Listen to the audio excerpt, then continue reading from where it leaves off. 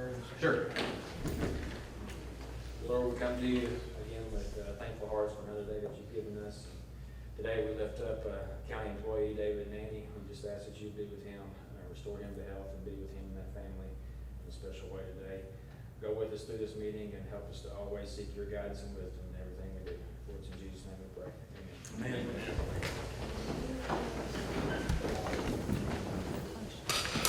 Pledge allegiance to the flag of the United States of America and to the republic for which it stands, one nation, under God, indivisible, with liberty and justice for all.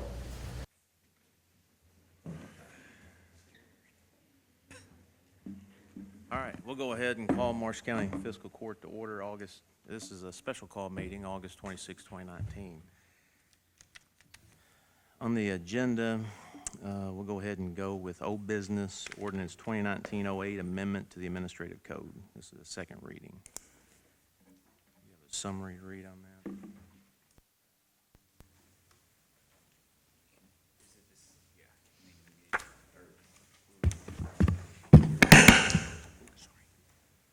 Everybody should have got a copy. No changes were made from the first reading, so.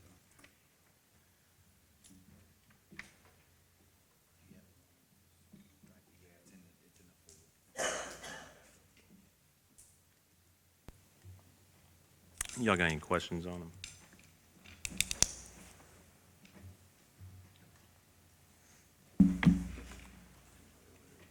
Do you? I can, Do you? I can go through it again if you Go want through to. it, yeah. No. It's not necessary. Okay. I can live with it. No. Do we need to read it? Okay. An ordinance relating to the administrative code and amendment thereof, whereas the County of Marshall adopted an administrative code by Marshall County on June 19th, 2018, and whereas it was determined that certain provisions should be amended and/or deleted to the code. Be it ordained by the Fiscal Court of Marshall County that the following amendments are made to the Administrative Code for Marshall County. Amended Section 2.6B to remove administrative positions and to boards and commissions in writing with a written nomination submitted to Fiscal Court. To remove the Fiscal Court members in writing at least 2 business days prior to the date of the proposed appointment. To include administrative positions, boards, and commissions, and submit written nominations to the Fiscal Court for approval. Amended Section 3.8C to remove Fiscal Court members shall receive a copy of the proposed amendments in required format at least 1 week prior to first reading. Amended Section 4.1A to remove the annual budget preparation process shall be administered by a budget committee consisting of the county judge, treasurer, assistant treasurer, 1 commissioner as selected by the Fiscal Court, with the county judge breaking a tie vote if necessary, deputy judge executive, and county attorney. To include, in accordance with KRS 68240, a proposed budget prepared by the county judge executive must be submitted to the Fiscal Court for comment before it is sent to the state local finance officer for initial approval and classification of expenditures into budget units. The Fiscal Court may change the budget proposal at this time. Amended Section 4.1 to include H, the Marshall County budget approved by the state and local finance officer shall be submitted to the Fiscal Court for adoption in the form of an ordinance no later than July 1st of each fiscal year. To include I, the county judge shall cause a copy of the proposed budget to be posted in a conspicuous place in the courthouse near the front door not less than 7 days before final adoption. To include 1, a summary of the county budget shall be published in accordance with KRS Chapter 424 before final adoption. To include 2, a summary of the county budget shall be proposed or published in accordance with KRS Chapter 424 within 30 days after adoption by the Fiscal Court. To include 3, the county judge shall maintain a copy of the budget as adopted, together with any amendments adopted thereafter for public inspection. Amended Section 4.2 to remove the entire section. Amended Section 4.3 to remove and/or Director of Finance. Amended Section 5.1 definition, exempt employees to include those positions deemed exempt are Deputy Judge Executive, 911 Director, E911 Assistant Director, Parks Ground Supervisor, Treasurer, Road Superintendent, Supervisor 1, Road Supervisor 2, GIS IT Director, Economic Development Director, Animal Care and Control Director, Emergency Management Director, and Maintenance Supervisor. Amended Section 5.3D to remove, I'm not going to read this because it'd be hard to read, but basically it's a chart of the old categories and salary schedule with the type exempt or non-exempt, to include in 5.3D the new one, which lists in the category the name of that category, and then the pay scale as reflected also with the 1.25% cost of living adjustment in that. Amended Section 5.12 to include B, when work injuries create actual emergencies, employees must seek the nearest emergency medical care. Fortunately, most injuries are not emergencies. In those instances, workers must continue reporting work injuries to their supervisor immediately. Employees then call 866-4-CAICO to report their injuries before seeking medical treatment. When employees do so, there is no need for supervisor to complete injury report forms. Amended Section 5.24D to include non-exempt, to include if an exempt employee resigns, retires, is terminated, or changes employment status from full-time to part-time, they will be compensated for 100% of unused vacation, but will receive no compensation for unused compensatory time. Amended Section 5.51A3 to include at the discretion of the department head.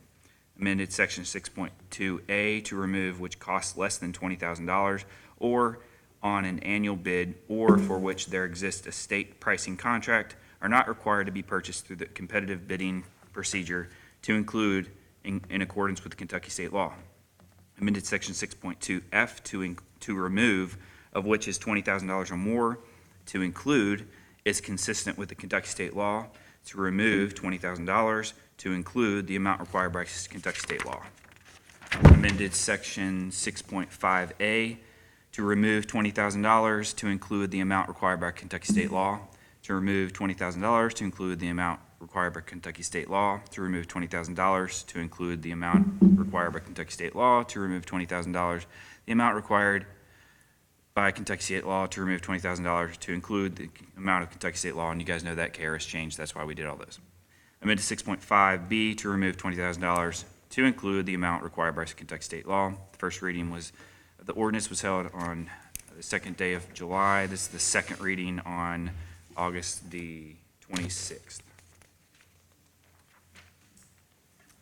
If there's no discussion, we just need a motion to accept the admin code changes.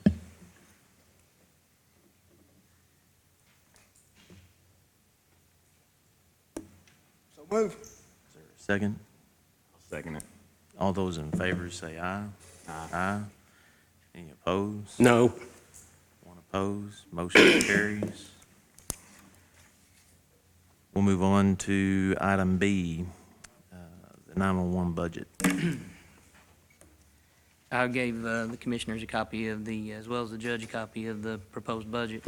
I'm just kind of going to jump into it and go through it line by line. I've got a few notes that I want to share on a couple of things with it. But before I get started, the stack of papers in front of me here are what I used to develop this budget. And here's a list of those, so I'm going to reference what I've used. The PSAP staffing guidelines worksheet from the National Emergency Number Association tells you how many people you should staff, average budgets for PSAP sizes, recommendations, and things of that nature. APCO Project Retains, and APCO is the Association of Public Safety Communications Officials. Project Retains tells you how to hire good folks, keep good folks, and train them and keep them so they don't leave. Next Generation 911 cost estimate. It was a report made to Congress last year on the estimated cost of what Next Generation 911 is going to cost nationwide, right down to each state. The expectations for the new E911 director is outlined by the Fiscal Court. The FCC Task Force on Optimal PSAP Architecture, which is basically what a consolidated center should look like, how it should operate, and those things. Overview of what the KSP uses for their telecommunicators as a graduated pay scale. You work, you train, you get another pay scale, things of that nature. And then the 911 Services Board 2017 Annual Report and a New Jersey 911 Consolidation Study. And also not listed, there is a consolidation study that I'll reference throughout this thing a little bit, that is a Pennsylvania study that we found the other day that I didn't have time to print, but it was included in the things that was given to the commissioners to look this over. So that's where these numbers came from. As for the first part of it, and the majority of the increase is going to be the 911 salaries to the telecommunicators. Currently, there's no pay scale. You hire in, the starting wage is somewhere between $12.50 and $12.85, and you pretty well stay there unless something happens, you get a cost of living raise. There's nothing to really work to or for or kind of work through. So this creates some more positions, because currently I have an assistant director and a supervisor who don't get the opportunity to do those job duties or to learn outside of the radio. So they dispatch as well as try to do the other duties. And currently, with some folks off on maternity leave, we're chewing up about pretty close to 40 hours a week on overtime. And if I had the staffing that's recommended, which is on this budget here, as somebody would roll out, those supervisors could return to the radio and minimize our overtime. So that's the reason for the up in the number of telecommunicators. So we should have 10 of those, and that's what's listed there in that first line. 2 supervisors, so we can have more round-the-clock supervision. That way, if there's something going on, there's somebody who can answer a question right there. That's fairly normal in most 911 centers. An assistant director and a director, and then it also creates a position for a 911 system specialist. That person who can do the GIS portion of it and be a liaison between the systems, the vendors, and the things, and make sure what we need done is done when it comes to our GIS, because that is what's going to run 911 in the very near future. Especially if you listened to the last meeting when Deputy Director Mike Sinceri was here, he talked pretty extensively about a statewide GIS project. And basically the phone system that we have, when this happens, becomes obsolete, because it's not going to use selective routers and tabular data to route 911 calls to the proper PSAP for the proper distribution. It's going to use GIS data, and it will tell you on the map where it goes. So your map inside your CAD becomes what drives your 911 center. So if your map is not up to date, if your map's not doing what it needs it to do, and it's a constant update. So if you're not taking care of that, you're behind. And then the next lines are the benefits packages and things of that nature. So those are pretty self-explanatory. It's got Social Security, retirement, health insurance, life insurance, the HRAs for them. There's some overtime budgeted, but hopefully we won't have to utilize that. The next line, building maintenance, and if you look below it, the lines are emboldened, and then what's below it is what consists of that number. So security system maintenance, that's having somebody who's on call to fix the card readers on the new building so you can get in and out, so we're in a secure location. That's an average of what I paid at the last center that I ran. That's where I come up with that number. I don't have those things in place yet, those maintenance contracts. So building maintenance, as far as repairs, pest services and things like that, averaged about $8,400 a year for those things. Cleaning fees, about $2,400, and then generator maintenance and things of that nature is about $1,200. The next thing is vehicle maintenance for fleet vehicle that is with the center. And the idea behind this budget is to take everything off of the fiscal court. 911 becomes self-sustaining, and that those monies that are using to subsidize 911 now can be used for road projects, water projects, other things that the county needs to do. So that's why this budget is so detailed. Every expense I can take off of the budget that the county has for the subsidy, we can handle ourselves. The next thing down is telephone and cell services. That's what we pay to AT&T for our network connection, what we pay to Windstream to get on that network, and then the added thing would be some agency cell phones for the supervisors and stuff that would be FirstNet enabled. That way, if we lost communications, we would have a FirstNet enabled device there with Wi-Fi that we can use to maintain communications instead of what we currently do, which is a flip phone. So when 911 goes down, we give out a number that you call 911. Instead of calling 911, you call a Crime Stopper flip phone. So we need to get away from that. Now, I'm going to interrupt for a second. We just ran 911 off a flip phone, is that Yeah. right? When the phone system Day went before down? yesterday, whenever that message came, it was last week sometime toward the end of the week, yeah. It went down for a little while, and we were running off a flip phone, and it's done it. I know of 4 times since I've been here, we've actually done that. So that's not what we need to be doing. We need to the infrastructure where we can take more than one call at a time. In Mike's scenario, when he was standing here from KOHS, what, that was during a crisis or a disaster? Yeah, they did it, that was Elliott County that you referenced. Their center burnt to the ground. They didn't have any other option. And they were transferring 911 calls to the director's cell phone and the assistant director's cell phone. So that's something that we don't want to do unless we absolutely have to. And there are ways around that with resiliency and redundancy, which we don't have now. And those will be actual hard phone lines into that building that aren't through that connection that you could transfer those calls to. So when a citizen calls 911, the equipment that is down wouldn't then transfer that call. So you don't have to remember to dial another number. You dial the same number, it just comes in on a different line. So we have to get that in place. Next line would be propane for the generators. It's there. Dues and accreditations. And when I interviewed for this job, I told you we had to do this differently. We had to do this, if we wanted to consolidate, we had to provide a service, and folks want to come for that service. And that's what some of this is. NINA and APCO agency dues. That's for all the dispatchers to become members so they get access to free webinars, free training, discounted training, and things of those natures from those two major professional associations in our industry. The next one is CALIA accreditation, and that's a communications accreditation from CALIA, which is a law enforcement standard, a nationwide law enforcement standard. Currently, there are no dispatch centers in Kentucky that are CALIA certified. DLCJT is a CALIA agency, and there's a few law enforcement agencies that are. Lexington, E911, they're getting ready to do it. They've gone through their process, their review. They should be CALIA accredited very soon. If you do this cuts down on lawsuits, liabilities, and things like that because you are to a standard that is approved by CALIA, and you have policies and procedures, and they come review that every so often and make sure that you are still accredited and certified.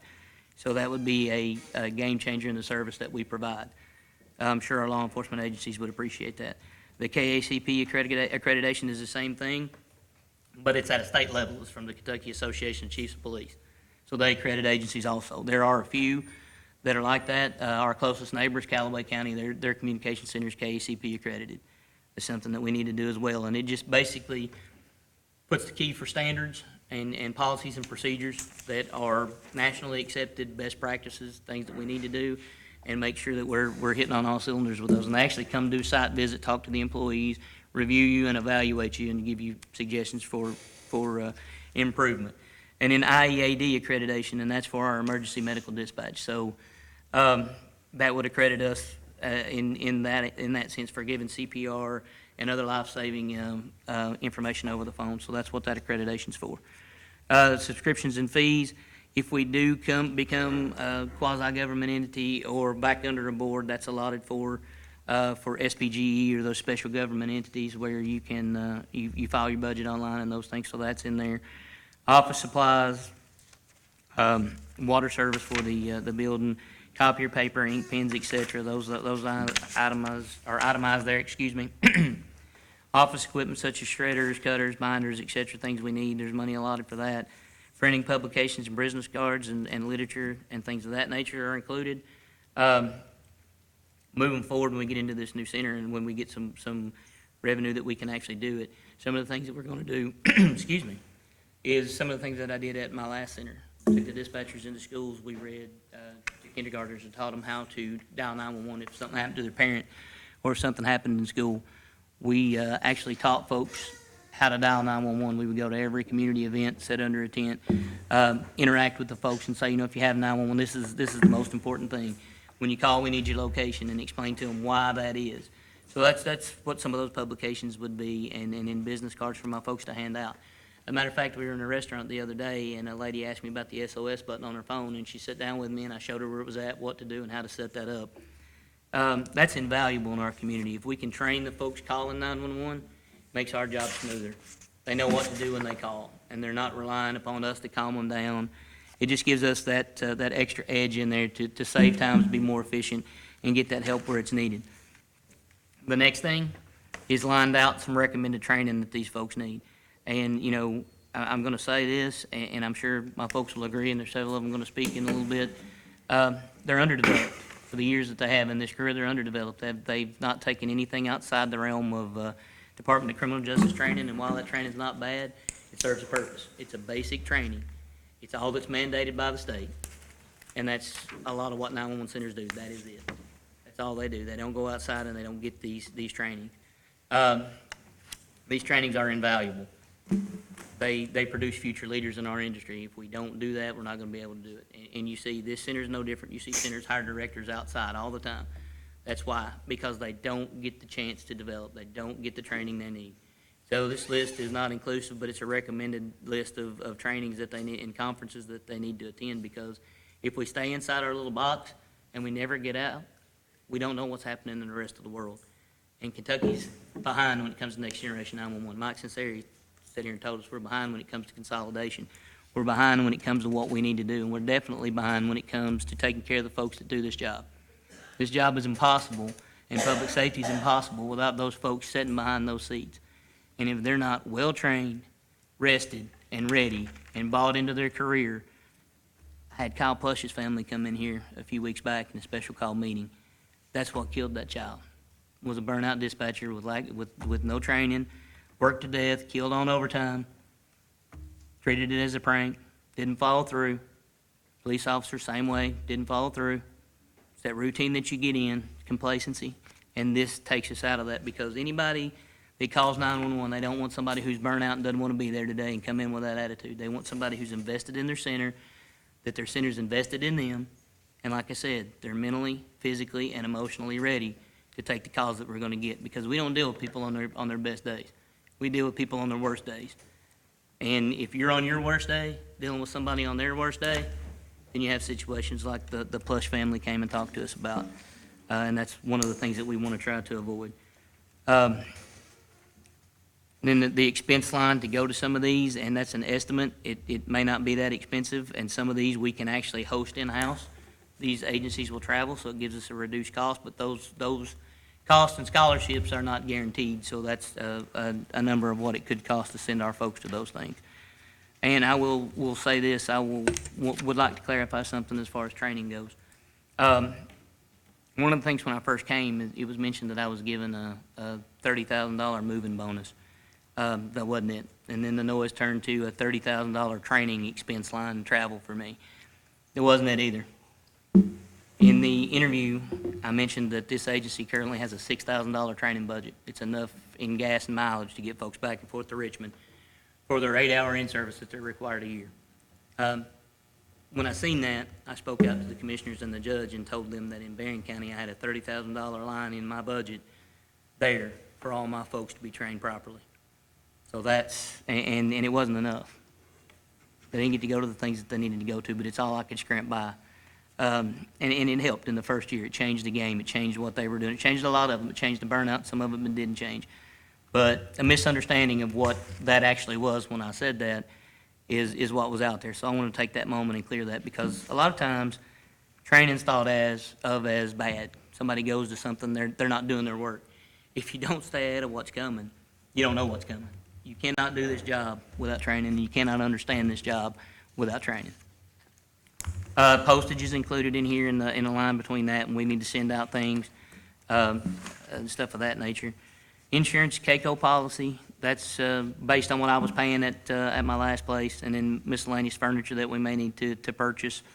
There's a $1,000 line for that. Operating supplies, it mentions some tactical gear. That would be like a laptop or something that we may need to take out, because one of the things I've talked to the sheriff's department about doing is actually doing some field dispatch stuff with them. We did it at my last center. It takes big, stressful situations out of the radio room and lets the normal day-to-day operations remain. So, for instance, the tornadoes and things of that nature, we could put somebody there with that scene to handle the ground communications and be there with that incident commander to be there to help them run communications on that scene. So that radio traffic stays out of the center. They've got somebody logging all those things. It's ran there on scene. And then the normal traffic resumes inside the radio room. It's a more efficient way to run.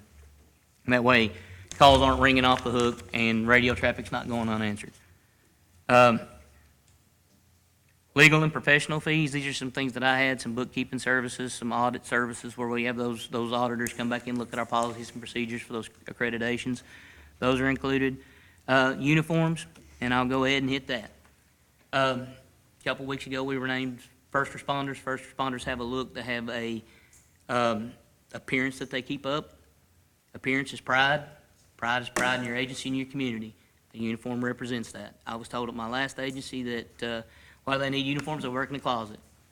That's not the way to build these folks up and get the performance that we need out of them. And they will be in your community as soon as I can get the budget to do it. They will be going to schools and talking to children, teaching them how to, with the NECMEC training that me and John received, and John's going to speak about that in a little bit. We have the ability to go to schools and teach those children how to be smarter on the internet and who they're talking to, because the internet's becoming a place for children to be preyed upon. And that's one thing we learned at that training, and that we have the ability and the tools to do that. You know, one of our local papers shared that they had gotten new cartoons done by Disney at NECMEC. We've been a partner with NECMEC since I got here. That happened about 3 weeks after I got here. So we have the ability to use those cartoons, use those tools, go to places and teach folks. And it doesn't have to be schools. I plan on holding Citizens Dispatch Academy. I've talked to Kim Steele, who's here today, about doing that to teach families with children on the spectrum who actually call and use our service what would be helpful if they had ready for us, and a list of things that we can do to help those people in our community. But it all starts with the training and the support from that and that uniform. That person, when they get out and they get in our community and they look like a professional, they will act like a professional, and it starts with that. Repairs and maintenance. These are maintenance contracts. We have one with Airbus, which is our phone vendor. We need to do something with our radio system maintenance. There's an allowance for a large printer. Currently, we're using 2 or 3 different printers that the drums cost more than the printers do. So that's a more efficient, and that's no different than any other center. I did it in my last one, put one of those biz hubs in there. For the cost of one drum a month, we had the toner and everything else supplied for us, so that'd be a cheaper expense. It's a little more costly up front. The next thing is rewarding those folks for a job well done. Giving them awards every year and allowing a line to do that. Rewarding them for the hard work, rewarding them for the saves that they have, like the incident we had in LBL with the text message. That doesn't happen every day. And I want to actually talk about that for a second. And going back to the proper staffing, that person was extremely lucky that we weren't busy that day. Because if we had been busy and it would have been in a situation like the tornado or like the situation that we had yesterday, I don't know that same level of service could have been provided with the staffing level we have. We just don't have the positions and we don't have the people to dedicate that time. But 9 o'clock that morning, we had that time. I want that time for everybody in this community. They deserve it. And like I say, those commendations. So when something like that happens, we don't just pop them on the news. We actually give them a medal. And I developed this in my last center because I was sitting in my first council meeting in Barron County. I was sitting there, and this is nothing against any other responder, but a police officer got an award for saving a 5-month-old child. We're a combined communication center there, and the dispatcher put him in that situation to save that child. She knew where her resources were.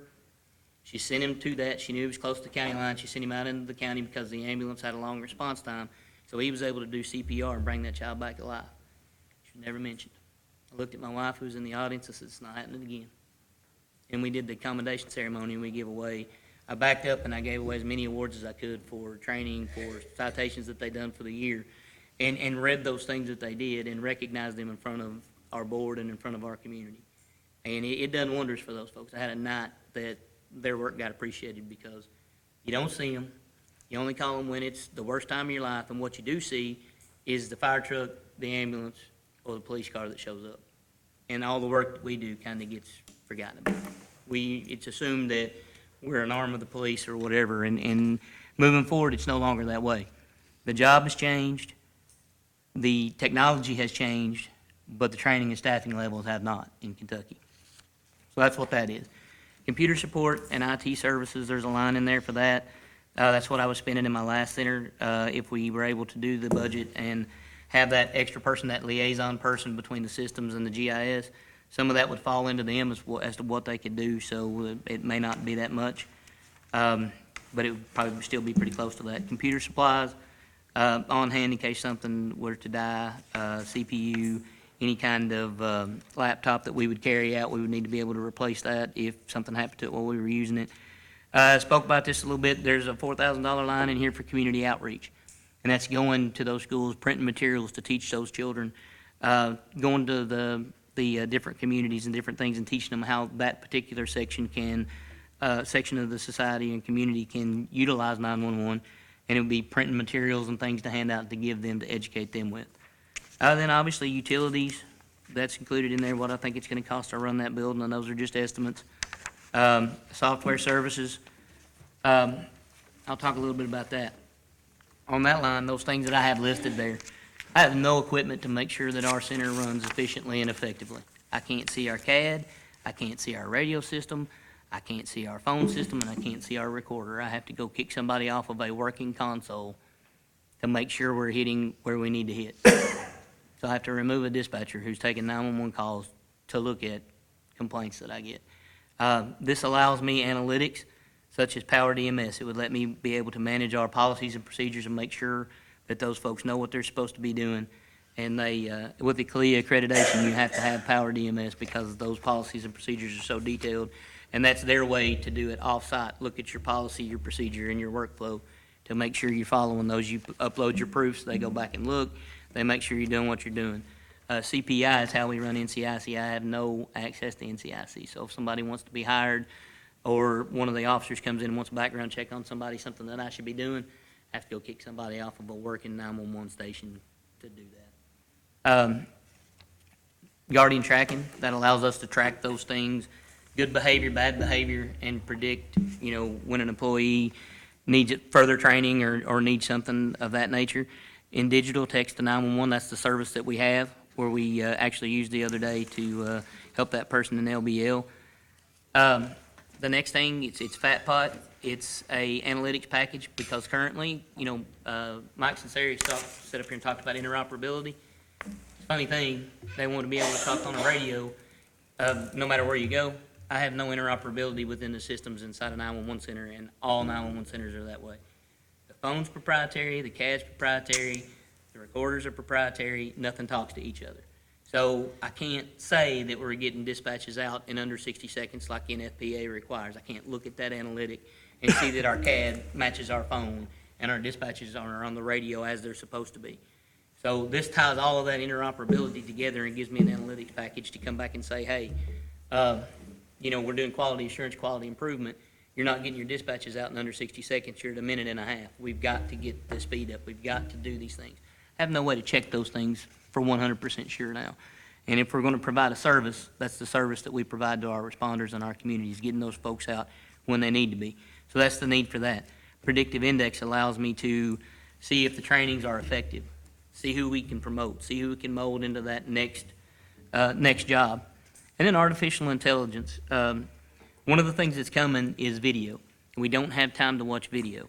One of the things that I want to do as soon as I can is get with the schools when I get the budget, get with the schools, get videos from the schools in there, get videos from our chemical plants, our other places, anywhere I can take a video, and use artificial intelligence to help monitor those and let us know, hey, something's going on over here, you need to look at that.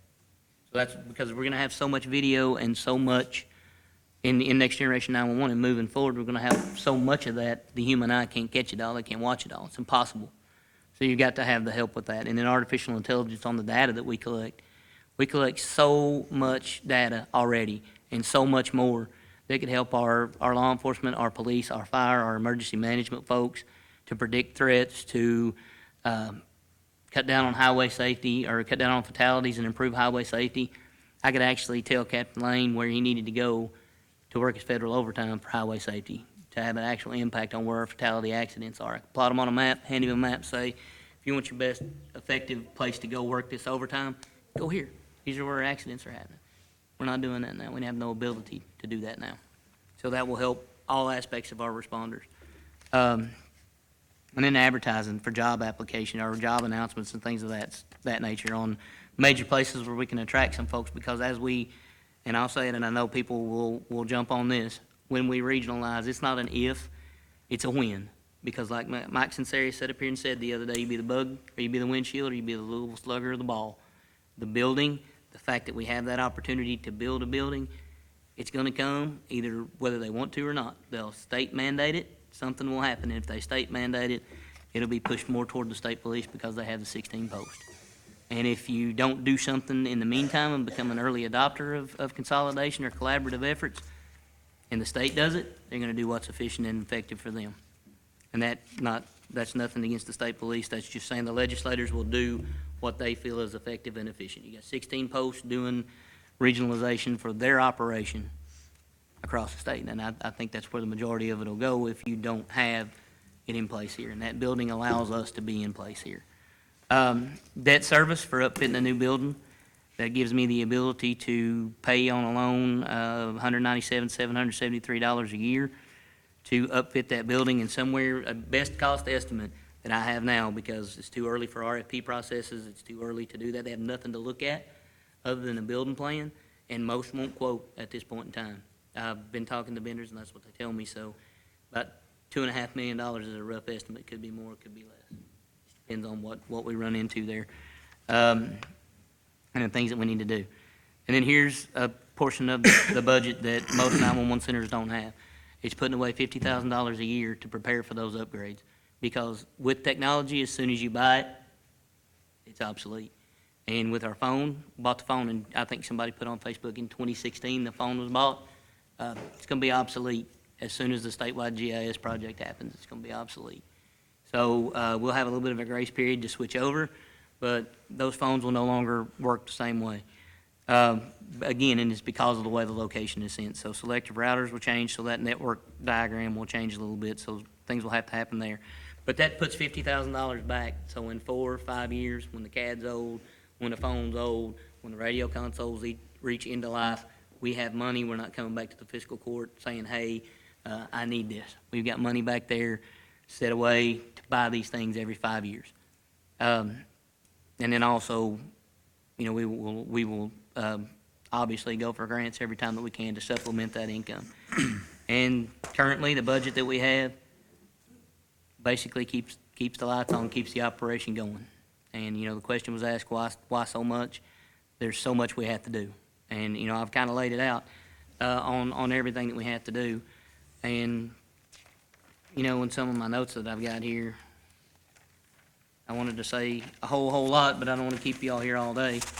I was tasked when I came to not do the status quo, to prepare us for this regionalism and regional 911 center. That's what I've done. That's what my job description laid out that I was to do.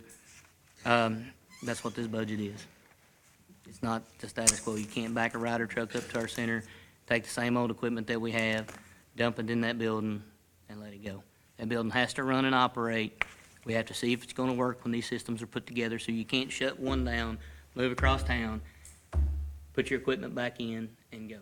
That's not advisable by any means with a 24/7 emergency operation. That building has to be load tested and made sure it's not going to fail before we switch over and operate on it daily. You know, I've said it, and I've said it, and I've said it to the point where, you know, some folks get angry with me about it, but the level of training and level of professionalism is just not there for these folks. They're not trained in it. They're not taught how to be that way. Matter of fact, you know, if you don't take law enforcement calls, you don't even have to have training in the state of Kentucky. The training mandated for us is if we dispatch law enforcement. Nothing about 911. You take 911 calls and you transfer them out, you don't have to have any training other than whatever the agencies decide to do. And, you know, that needs to change. We're doing EMD. As a matter of fact, the first of the year, the Department of Criminal Justice Training is removing emergency medical dispatch from their curriculum and cutting the academy back to 4 weeks. What does that mean?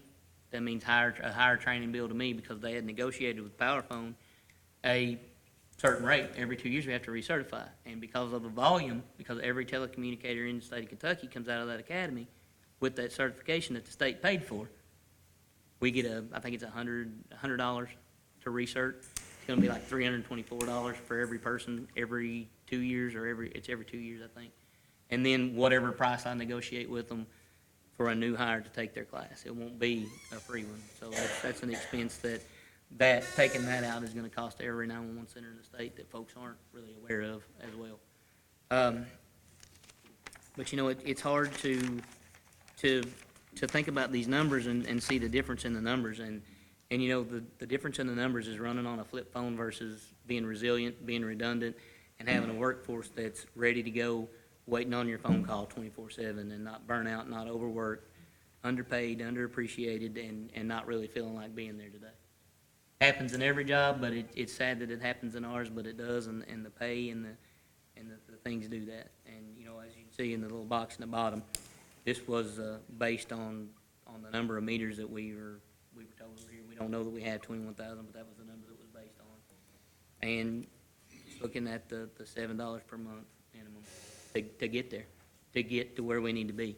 Because what we don't need to do is Band-Aid things together and expect folks to come and want to partner with us. We need to look at what they're doing.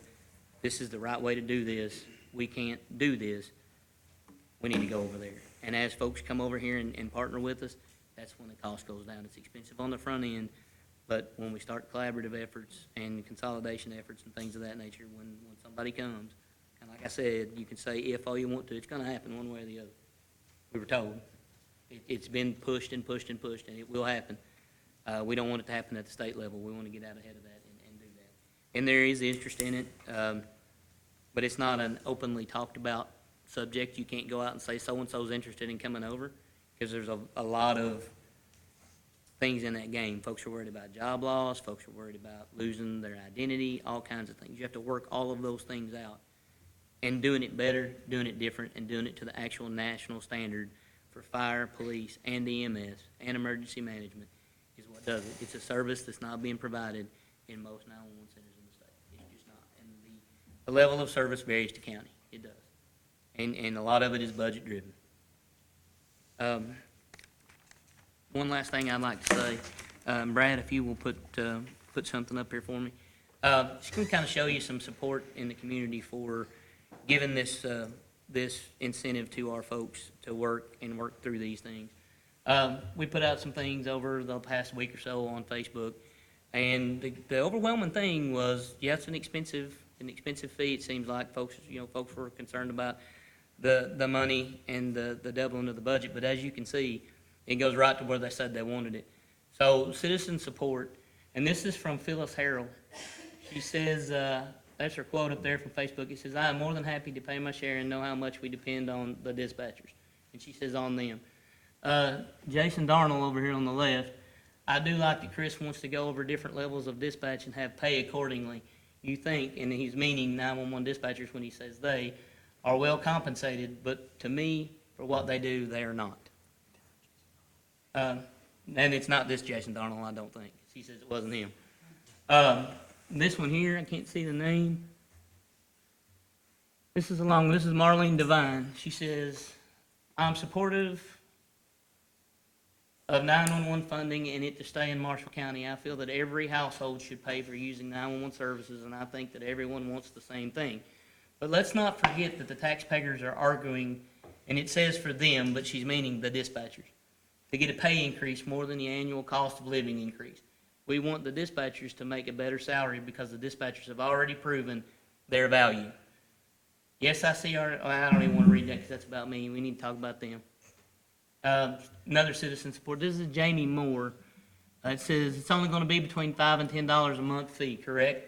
I fully support our 911. The cost of living has certainly increased through the years. This service is isn't exempt from the cost of living either. I say do it.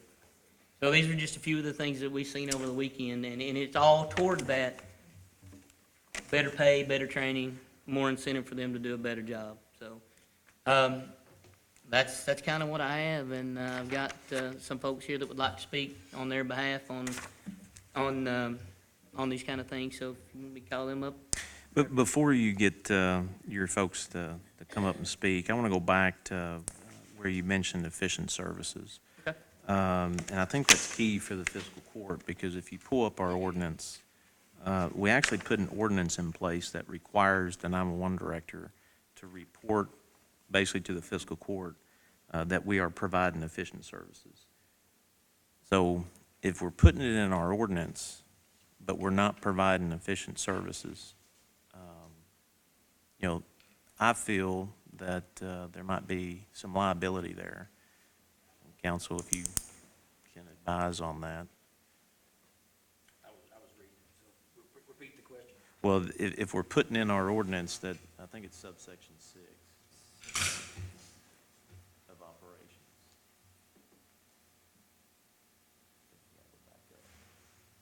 I was going over this ordinance. Keep going up. Should be operations right there. Any and all other necessary duties to provide for the operation of an efficient emergency telephone service. If we're identifying that we have parts of our service that are not efficient, do we have liabilities in that? Well, I don't like to use the word liability, but I Okay. mean, if you have this, that you're supposed to be running an efficient emergency telephone service, and you identify areas that are inefficient, then yes, those need to be addressed. Yeah. That's my concern. And I happen to catch that. So, go ahead. All right. So, first I'd like for the communication supervisor, Sheila Day, to come up and talk about her position and some things that she's got to say. Good morning. Morning. Good morning. First, I just want to thank you all for giving us the opportunity to come here and speak to you all today. I'm sure you all know that this ordinance is something that we at Marshall County 911 are extremely passionate about. I appreciate the opportunity to explain why this ordinance is so vital for the future of our Marshall County 911. As many of you know, we're often heard. We're not often seen in our center. So the first thing I want to do is have all of our dispatchers that are here today stand so that you can see their faces. I want you all to know the people that you're making this decision for today.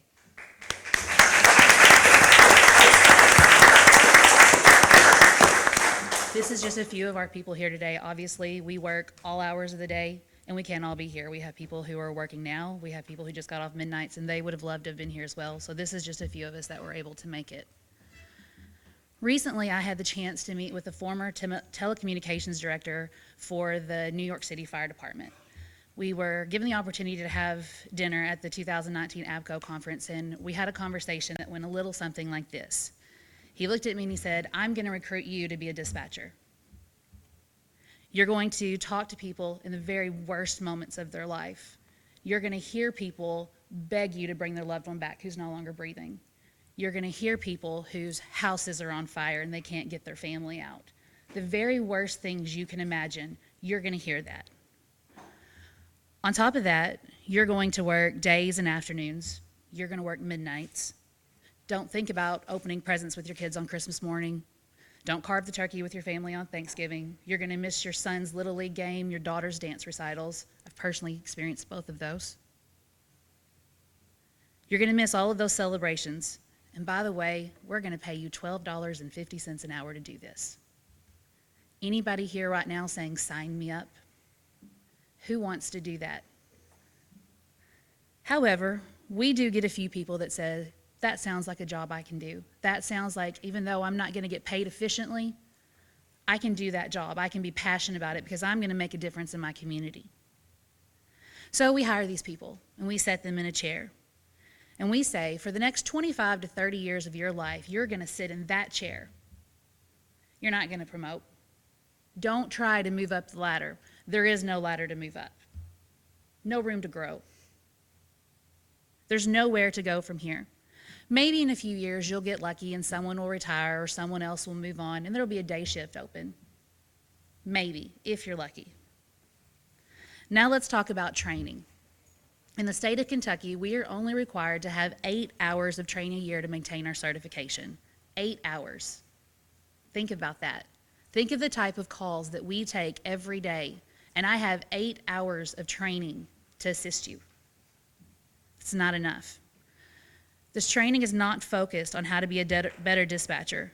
It's brought to us from a law enforcement perspective only. It doesn't give us any tools or resources for how to dispatch for the fire departments, for our ambulance services, for our rescue squad. It doesn't even teach us how to be a better dispatcher. It teaches us how to understand what our law enforcement officers do. 8 hours is not enough. We need access to better training. Our community deserves for us to be better trained and better educated than we currently are. 2 weeks ago, I was given the best opportunity I've ever had in my career. You all allowed me to go to the 2019 ABCO conference, and for that, I am extremely grateful, so thank you for that opportunity. While there, I went to classes that were specifically tailored to what I do as a dispatcher. I was given valuable tools and resources to not only make myself a better dispatcher and leader, but also to make our agency better. Just a few of the trainings that I attended while I was there. I attended a training on how to prepare and train for Next Gen 911 because we know it's coming, whether we're ready for it or not, and that's going to have some consequences on us as dispatchers, and we need to be ready and we need to be trained for it.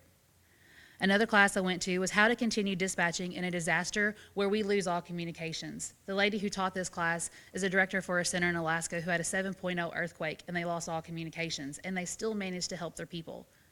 We have natural disasters like that here. We've had an ice storm several years ago where we lost communications. We live on a fault line. This is something that could easily happen to us, and we're not prepared if it happens.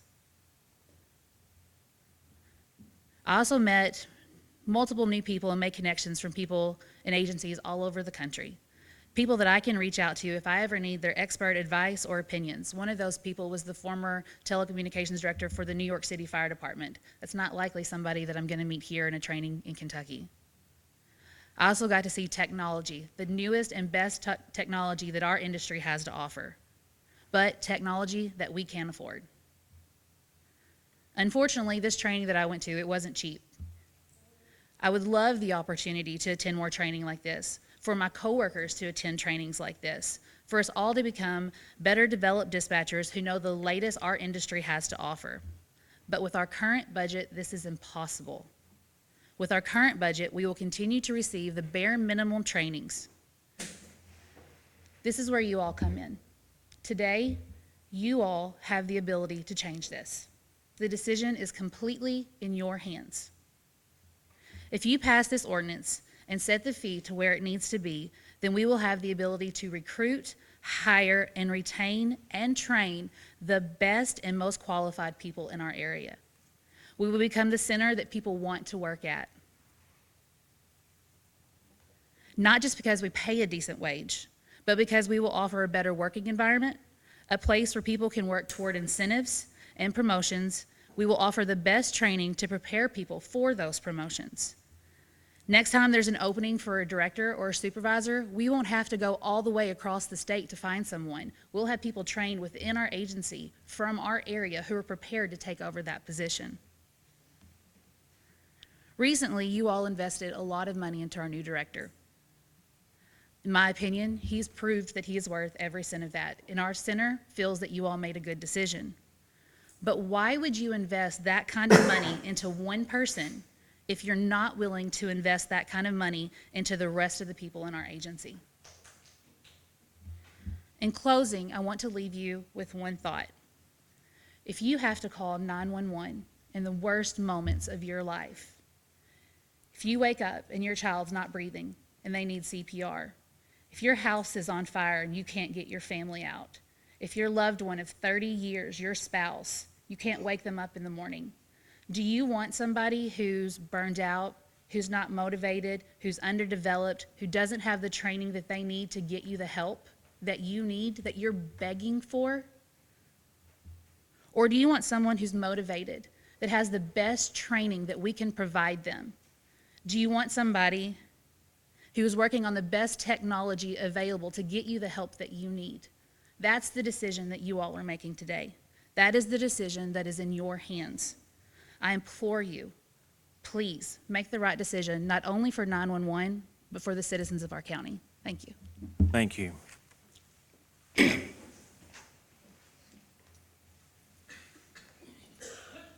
Good morning. Morning. My name is John Townsend. I'm the Assistant Director of Marshall County 911. First of all, I'd like to thank the Fiscal Court for allowing me to speak this morning. I'd also like to thank our new director, Chris Freeman, for allowing me to attend a week-long training at the National Center for Missing and Exploited Children in Alexandria, Virginia. I can tell you that hands down, this was the best training that I have ever received in my 14-year career. I knew within 2 hours of the beginning of that week that this was going to be a life-changing and career-changing week for me. I learned about the different types of missing children and how each one is handled. I learned about lost children, runaway children, thrown away children, abducted children, and missing children. I also learned about child exploitation and online enticement and how pedophiles use technology to entice children into doing unspeakable acts.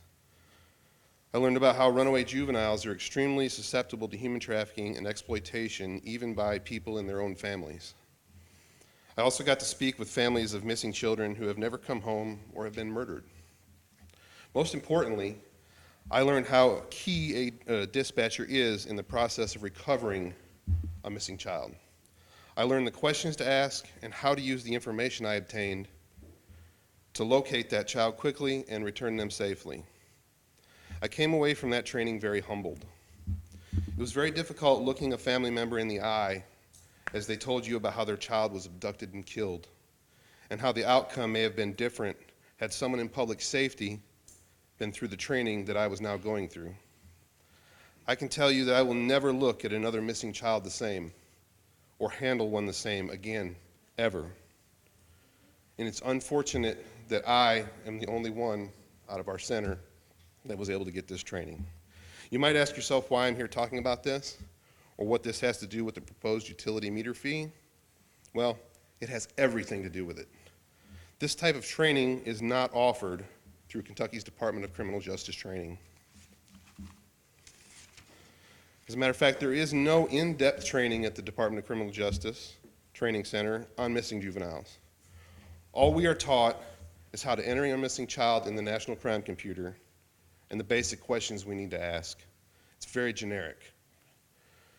And also, most of the courses that we can take through the DOCJT are, like Sheila said, they're not specific to dispatch. For example, I took a class 2 years ago on mass shooting situations.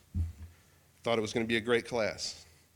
Unfortunately, I didn't learn one thing about how to dispatch a mass shooting incident. The entire 8-hour course was how to identify the warning signs that mass shooters exhibit and reasons behind their heinous acts. This is the kind of free training that we get from Kentucky Department of Criminal Justice. It's the kind of training that they offer us as dispatchers. These have no value to us. In order for us to receive the training that we really need, we have to look elsewhere. Unfortunately, going elsewhere costs money.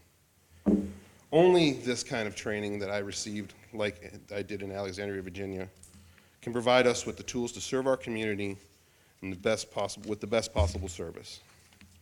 Marshall County deserves to have the best 911 center it possibly can. This utility meter fee is the best way to provide that service. This fee will also allow us to adequately staff our 911 center. As it stands now, when somebody takes off for more than a day or two, overtime is worked. We currently have one dispatcher on maternity leave, and we have one dispatcher that's getting ready to leave for a 5-week academy when the one that's on maternity leave gets back. That will equate to 3 solid months of overtime of 40-plus hours a week. That's 3 straight months of only 1 day off per week or several 12-hour shifts per week for all of us. That's dangerous in our profession, and it causes burnout in an already stress-filled job that historically has high burnout rates to begin with. We currently don't have the staffing level to allow our supervision to do the job that they were promoted to do. I've been the assistant director now for about 1.5 years, and I can't do my job properly because I have to do my administrative work while I'm trying to man a dispatch console 40 hours a week. This fee will also provide our dispatchers with a salary that adequately compensates them for the job that they do. Dispatchers deal with the most horrendous things on a daily basis. We help people on their absolute worst days. This may be a little graphic, but I'm going to say it. I've heard someone in my career take their life over the phone. I've heard a hysterical mother when she's come home to find her 14-year-old son hanging from a doorknob with a necktie. I've heard an 8-year-old beg me to help his father, who was laying on the ground dying from a heart attack. These kinds of calls, they take a tremendous toll on us. Excuse me. They took a tremendous toll on us. I can't even begin to describe what it's like to answer this kind of call, knowing that I can't just drop the phone and rush to help them. Because of that, not everyone wants to do this job. It's difficult to find people who want to do this job in the first place. It's even more difficult finding people who want to do this job at what our current dispatchers make. It's even more difficult than that to find people who want to do this job in Marshall County when other agencies in our area pay so much more than we do. Why would anyone choose to shoulder the burden that we do on a daily basis when they could simply get a less stressful job for the same wage somewhere else. These people sitting behind me, they come to work every day to serve their community. They come here to save lives. They work long hours and crummy shifts. They miss birthdays, graduations, holidays, their children's first steps, all of that so they can help the members of our community in the time of their need, or in their time of need. Our dispatchers deserve a salary that adequately compensates them for the life-saving job that they do.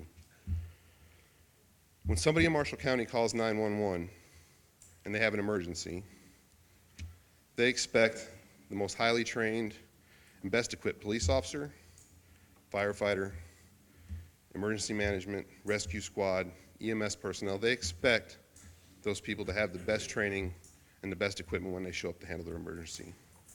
They also deserve a highly trained and highly equipped 911 dispatch center as well. To me, voting no on this fee is like putting a price on a life. I ask you, how much is a life really worth? We as dispatchers invest so much into our community. We just ask that you invest in us as well. Thank you. Thank you, John. Andy? You ready? Good morning. Good morning. My name's Andrew Vaughn. Thank you for having us here to speak. I'm a dispatcher at Marshall County 911, also a volunteer firefighter with East Marshall and Fair Dealing All Fire Departments. I came from a actual regionalized center up in Illinois, where I worked for several years. That agency was a very well-funded, well-equipped agency. They dispatched 44 police and fire departments. We had 1.2 million calls per year as of last year, and 750,000 incidents that were dispatched last year. So I've seen how a regional center can work when it's done right, and I don't think we're going to be getting to that kind of a level, but I see where Chris wants to go with this, and I understand it because I've been there and seen how it works. As far as the fee goes, I think it's a very small fee to ask, and it'll allow the 911 budget to get to where it needs to be.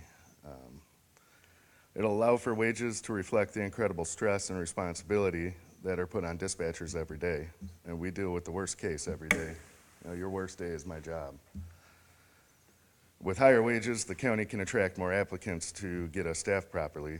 With a fully staffed center, we can focus on getting the training needed to help our residents as well as our first responders. And our equipment and computer systems are expensive to replace and maintain. Our center right now is on the edge of total failure. Last week, I had to answer phones last Wednesday when our 911 lines went down. I was on the other end of that flip phone a few times. And one of the times the system went down, there was actual 911 calls coming in. We had 3 calls that we couldn't answer, and just sit there in that helpless feeling of watching this phone ring and listening to it just ring and ring and ring. And that's just unacceptable for the citizens of Marshall County, for our first responders, for everybody, and that shouldn't happen. I believe with more adequate training, it's going to help everybody, and it's going to benefit our first responders, our community, getting our equipment up to where it needs to be. Right now, in a lot of parts of this county, our radios don't even get out. I can't hear my deputies if they're calling for help or what they need. You know, we have to try to do that over cell phones while we're trying to take 911 calls. Well, you know, there's a lot of things going on, and there's only 2 of us working. And, you know, that's very hard to do. And I just believe that with y'all approving this fee, we can get there. We can make this center what it should be for all of us, and help everybody in this county. So, thank you for your time. Thank you, Andy. Thank you. Anybody else from the center want to speak? If not, go ahead. I'm Tex Johnson. I'm Chief East Marshall Fire Department. I've been there as chief over 30 years. I'm in this county because I want to be. I moved in here from a job, and I've been Northern Illinois, in Chicago area, same area he was in. I've been in the Houston area, and we need to do something. My firefighters go out in the middle of the night on emergency calls, either a fire, EMS calls. 911's our lifeblood. If we can't talk to them, if they're tied up or something else, then we have a real issue. We're doing this for nothing. We've known this problem for, what, 8, 10 years? And we've kicked it around, kicked it around, and kicked it around, and nothing's happened. I think it's time we step up, raise the fees, make it equal across the board so everybody's paying their share, not just part of them, and support your emergency responders. Your sheriff's department, your fire department, your EMS, your rescue squad, Red Cross, we're all out there doing it, all together, all for the county. So let's get this on the road.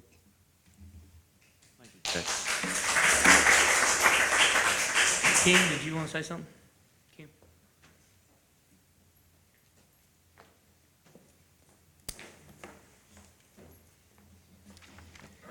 Hello, good morning. Morning. Thank you to the court for allowing me to be here and to speak to you all today. I just wrote a brief statement.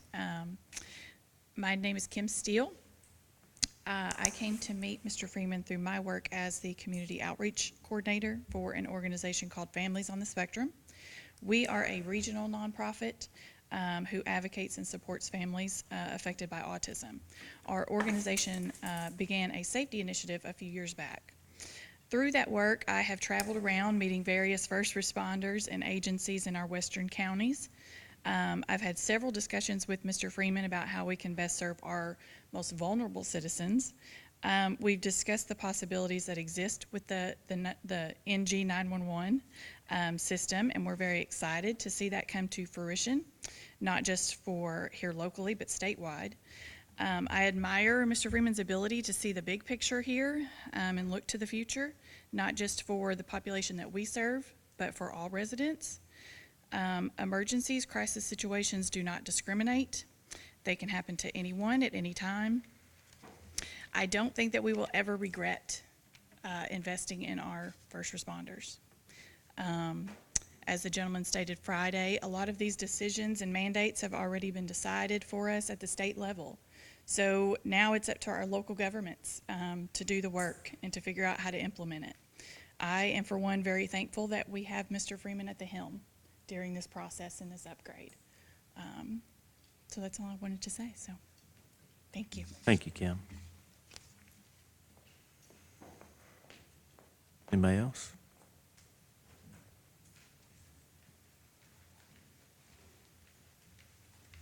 Good morning. Good morning.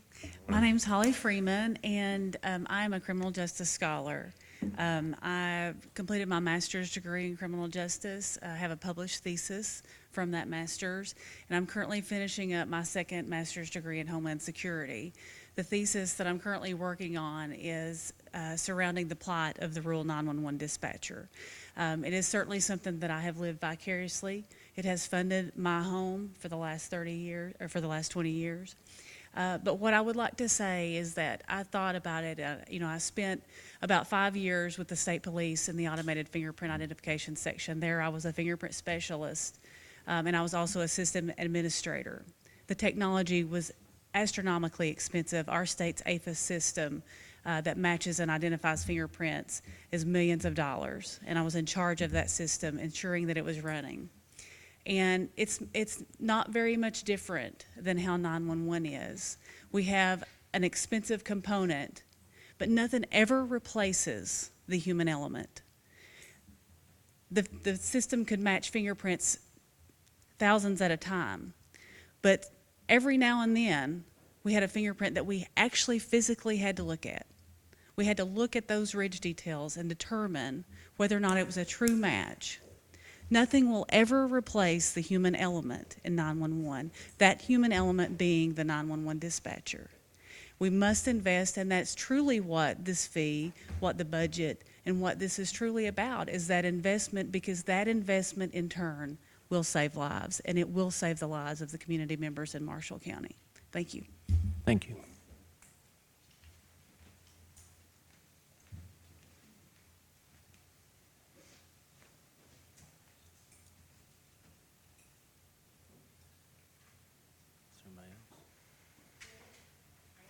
Sure. I was sitting here listening to our 911 dispatchers and Mr. Freeman, and I felt like you were basically running yourself down. You all are great. You do such a good job. I know you need more training. I'm behind you 110%. You need to be raised in pay tremendously, and I think that's what you guys are looking at. But I personally called 911 twice. Had an amazing response. Could anyone have handled the mass school shooting the way you guys did? I mean, I just feel like you were sitting there running yourself down, and you don't have anything to run yourself down about. But one more thing, Mr. Freeman, when you were discussing what you were doing, and by the way, I'm Rita Dotson, I'm the mayor of the city of Benton. The city has an investment in this as well. Our tax dollars are going to this as well. When you were discussing the budget for the new 911 Regional Center, you, the only figure I heard you put out there was $2.5 million. Is that just for the building alone? Is that for a fully furnished building? Is that for the staff to have a decent, adequate raise that they more than deserve? That $2.4 million is just to put equipment in that building. And build the building? So the building is already in the works, it's already done, the judge can explain that a little bit better, I'll attempt it, but there was a fire that burned the county building that we already had, that building was turned into a multi-purpose building. Insurance, on that building paid for that, and, the court is putting, I think, what, $900,000 into that project to finish it out.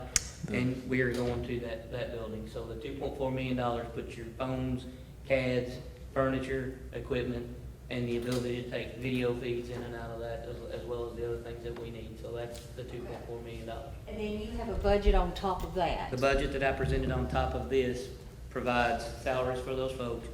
In this budget here is, and I hadn't got to it yet, but it's job descriptions. And you start out as a telecommunicator one, and there's a pay scale that you work through. And after so many years and and your employee evaluations, and your quality assurance, quality improvement checks, and years of experience and training get you to the second level, which is a pay raise. So as Sheila alluded to, you have something to work for, you can promote. It's not just waiting on a day shift. So it's not a participation trophy. You work here 5 years, you get a pay raise. I worked here 5 years, I've been exemplary on my performance, and I get pay raise because I've gotten these trainings. My community's invested in me, and I've invested back into my community. As it should be. Yep. As it should be. That's the budget. The $2.4 million number is on top of that. Okay. So that's, Judge, you lack about $900,000 building the building, is that correct, after your insurance? If you remember, we've had many discussions in open court as far as the loss of our maintenance building. The bid that came in was $2.1 million to actually construct that building. The engineers that were hired to give a cost estimate, they estimated the rebuild at $1.2 million. So you've got that, and then you've got the $2.4 million to outfit the building, and then you have your budget on top of that. Yeah, what Chris just put in his budget, you see the debt service at $197,773. I'm not able to see any of that. I don't have any paperwork to show any of those. I mean, he figures just, that we yeah. did. And this budget that he just presented shows the debt service for that upfit. Okay. As far as the regional center, do we have anyone interested at this time? Have we done any soliciting for other agencies to join us? We've discussed it. We've had meetings with other counties, yes. Okay. And Chris can touch on this. The concept of regionalism comes in many different forms. You have to think outside the box. It's not just brick and mortar. Can you explain some examples? Some of the things that I'm looking at, because first of all, you don't have to actually lose a 911 center or lose jobs to do this. There are ways to do it. The most expensive portion of 911 is generally the delivery of that call, the phone system, and the attachment to the network. So in working with another county in a more collaborative effort, instead of consolidation, we could actually become the call center portion of that, and they could still have the localized dispatch level of it and operate like a bigger city like Louisville or Lexington, where they have a person that just takes the call, enters information into a computer system, and then they have a dispatcher who talks on the radio, because their call volume is so large they can't work all the way through the call like we do. So we could provide that service. With one of the systems that I want to bring to the center, we can also share equipment with a neighboring county. So say they didn't want to consolidate, but they wanted to do something collaborative, and the equipment was too much for them to spend, they could simply buy a license to our equipment, and we could share that based on some of the stuff that I wanted to do. So they could share our equipment with us up to 50 miles. And I put that system in at Barron County, and it was just getting functional when I left, and it allowed them to operate the system up to 50 miles away and be a neighbor, helping a neighbor, if you will. So there's all kinds of things to do, and eventually we're going to get to that point where if we don't want to do it and we haven't done it, the state will do it for us and mandate. You see it in Pennsylvania, you see it in New Jersey, you see it in several other states. The state come in Pennsylvania and said, in a year's time, there's 100 and so PSAPs here, we want less than 40. I think it was 40 or 43 they wanted it cut down to. And they had a year to do it. And you figure it out, or we'll do it for you. This will carry on for a little while in Kentucky, and then eventually, when the state gets the bill for NG911, and if you look at this cost study right here, this cost study is what I'm dealing with on the national board that I sit on. We basically talked to the NG911 caucus about how they're going to spend this money, and it's almost $14 billion in this study alone for the entire nation to roll out NG911. It's not cheap. But you know, in doing that, when you look at the consolidated effort in the report, it drops the number drastically. It's below, pretty close to $9 billion. So the more that you consolidate, the more that number drops. So the federal government and the state government are pushing it. Everything, grant-wise, everything is being pushed for consolidation now as a, hey, why don't you do this as an incentive? When the incentives don't work, then it will wind up being a forced mandated consolidate of some sort. And you don't really have a choice in how that happens. And with the building and with community struggling, now we have the opportunity to say, this is how we're going to do it. This is what we're going to do. And if it needs to be a more collaborative effort at first, I've got ideas and ways to do that outside the box without shutting people down and losing identities, because that's what it's about. It's about the community. But we don't want to lose a resource, right? And there's no problem when you're the person that wants everybody to come to you. You have to provide the service that brings the folks to you. And giving them identity, giving them say, having buy-in from those communities and showing them the proper way to do it, whether it be collaborative or consolidation. There's more than one way to do that. So we have several different ideas that we're doing, and some folks are interested in it. But again, if you say names and speak that out, it kills the process, because folks start worrying about jobs, folks start worrying about the center leaving, responders start worrying about the service they get. We have to build that service, provide that service, and show those responders in the surrounding community what they will have if they come to Marshall County and partner with us. And that's what this budget does. Okay. Just some questions that I wanted to ask. Thank you all. Yeah, Keep up the good work. and You what I guys are would great. recommend too, we'll upload these links to these studies. They're really, I mean, it's a long read. I think it's like 1,200 pages on most of these studies, but I would recommend that you read it, because there's some great examples in other states where consolidation had taken place, where the communities actually cost shared the expenses. So these studies, you can go all the way back to 2002, I think was one of the state up north, northeast, that mandated from the General Assembly that consolidation occur. So this has been going on for some time. But it's really good reads. Okay, anybody else? Discussion, gentlemen? I guess question would be, and I think it's somewhat based partly on what the mayor was talking about, but talk to us about how many people this particular budget would serve. And so I totally understand what you're doing or what we're doing here is getting it to that regional status to bring these folks in with the thought that this budget, I assume, for the most part, would serve those communities already at this level. Does that make sense? So that when we bring them in and ask them to cost share this with us, this $7 could become $5 a month because we've, at that point, brought in more, we'll talk about this later, but more meters, more Right. revenue basis. I guess, again, my question would be, would this serve, when we have 33,000 here, would this serve 70,000, 100,000? What, can you The talk staffing about that? levels that I proposed in this budget, Yes. this budget serves us correctly with staffing level. So to answer your question, when we take someone else on, the cost share becomes, we charge them a fee, if you will, for what it's going to cost to add personnel, real cost to our systems, and things of that nature, and that's what they'll have to set their payment at.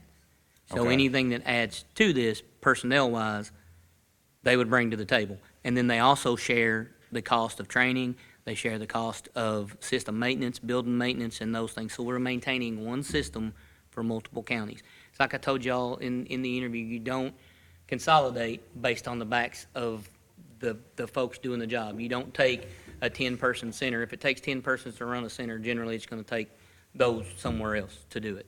So that community that partners with us would be responsible in the deal that we make with them to pay for the employees that they're going to need real time to do that.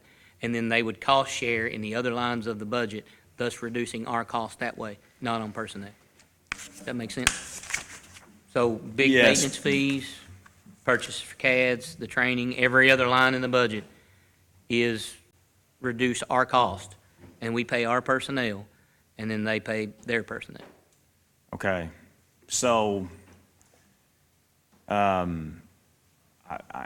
thought we had discussed this before, but I may be totally wrong. So what you're telling me then is that you do not foresee a potential that fee could be lower once we No, bring on. that's not what I said at all.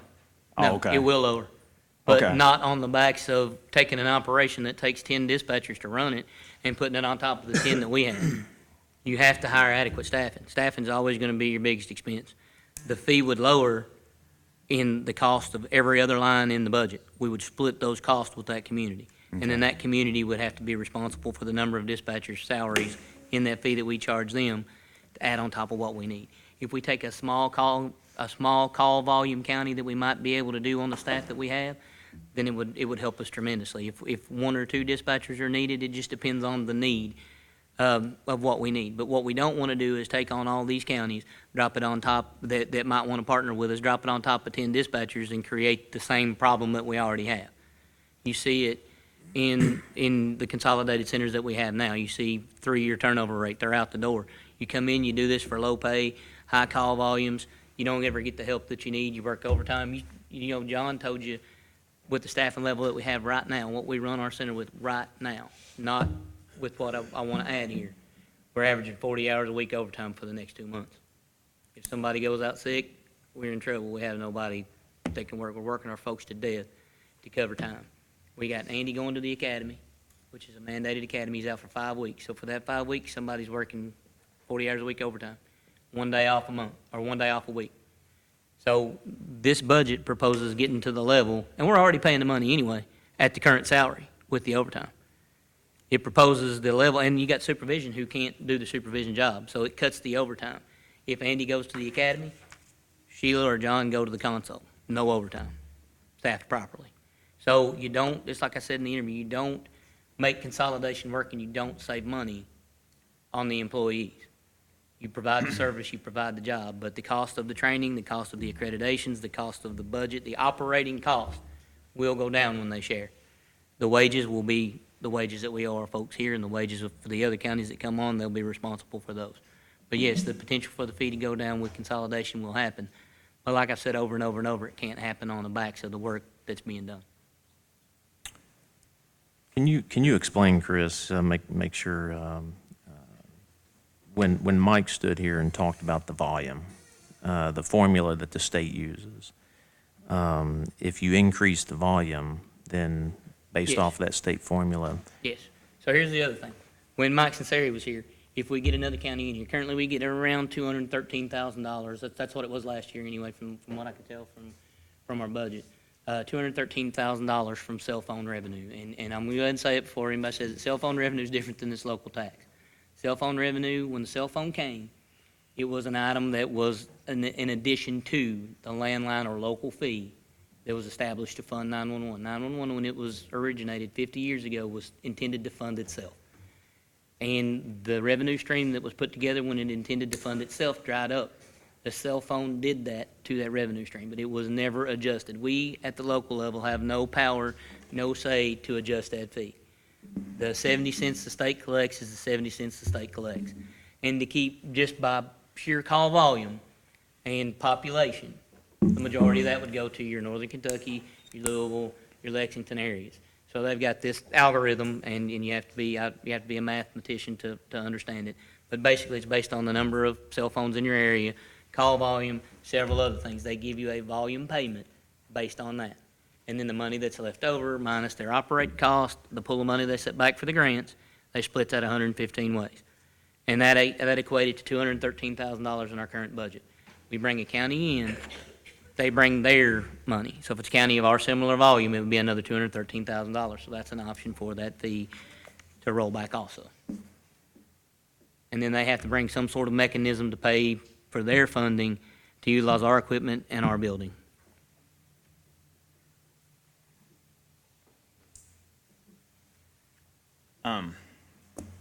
Next thing would be something about what we talked about the other day, which was that debt service. You know, are we able to take that off of here if we combine that with that particular bond issue? Or do you, I mean, I guess my question is, because it's a multi-use facility, like those line items that were for utilities and all that kind of, you know, all those items, because there are other departments that will be using that, how are we going to break that out specifically for 911? well, I think with the electrical meter, if I'm not mistaken, on the design, there's 2 meters, so we've separated that out. There's a specific meter just for that? Yeah. Water Because and of all that of it. reason, yeah. Okay. But What yeah, about the debt service? now the debt service, as far as what's in the budget, one of the things that Monty and I talked about was that that's the 2.4 million upfit, this debt service is. That's something that we can actually, with the bond rates that are really good right now, the county could actually step in and provide that upfit, and you can take this amount out of the budget. I think that, correct me if I'm wrong, puts it about $6.30. Between $6.30 and $6.50, we Yeah. didn't really have time when we talked about it to Yeah. actually crunch the numbers, but yeah, break it down a little bit. I mean, that's definitely something that was discussed. You got comments on that? As far as, I don't think it's gonna make a big change, but it does make a change. Yeah. Well, I think at a minimum, what it could do is I mean, the other thing, we haven't gotten to the other piece of this, but is, you know, we're making a decision based on some numbers that we really don't know, which is the meters and how many meters we're gonna have after the double potential for the double fee, you know, looking at that and all that kind of stuff. So, I don't know that it's worth knocking it down to $6.30 from $7 to deal with that potential there, but. I'd like to jump in if I could, Commissioner Collins, and just say, you know, setting it, like you're saying, not knocking it down yet because we're dealing with unknowns. If it's proven that we have the meters that we have, it's too high, we can come back from that. What we can't come back from is going and doing like several other counties, just recently, Henderson. They knowingly set a fee that they're still gonna subsidize on, $3.25 a month, and they know they're gonna subsidize. It's said in the paper. This is all we can do, we'll still pay the subsidy. Boyd County, they set a fee that equates to a $4 fee a month, or actually it's $4, pretty close to $4.25 a month. Fund them for 2 years. They're a year into that and they still don't know what they're gonna do. So the last thing we wanna do is get in a situation like that when we could set it where these numbers that we have project where it needs to be. And then if it's making money, which we don't need it to make, we give that back to our folks. We reduce it. We have the power to just come back and reduce it. But you don't want to come back and do this again if we set it at the wrong level. I agree. There are going to be some constituents of ours that don't want any increase whatsoever. Right. And, you know, I cannot explain any of this to help that. I just, you know, that it is what it is. But I hope that most folks out there, most of the constituents understand that this fee was put in place in 1991, and which was the year Wendy graduated high school. Speak for yourself. I was a sophomore in high school that We year. were just the Yeah. year before. Yeah, Yeah. yeah. Yeah, I did. But again, in 1991, I'm not sure it was sufficient in 1991, but that was 1991, you know. I probably bought a vehicle from the mayor's husband back then, and I bet if I had to buy another vehicle from him today, it would be a lot more than it was in 1991. And so I hope that people understand. It would have been nice for this to have been taken care of incrementally over the last 28 years, but it is what it is. And it's a difficult decision because we're the ones being asked to take that where it truly needs to be. Absolutely. And it's tough, and it's taken a lot of thought, sleep from me, prayer. Yeah. Ask for prayers. But you know, I usually ask, this is going to sound crazy that we're talking about this in fiscal court, but when praying, looking for signs of what to do, and I believe that this morning I was sent a few of those when they spoke to me this morning. And I'm not going to make this decision solely based on emotion. Don't get me wrong. I have a lot of analytics with this and a lot of notes that I've taken over the last few days. But you know, I don't know where to end at, but I'll say it, the going. power of prayer has an impact. I will say this, that Pennsylvania study, they really did a good job. They picked several states to look at, and I believe it was Maine or New Hampshire, somewhere up northeast, that their General Assembly they made a statute to reduce the number of PSAPs because they saw this coming.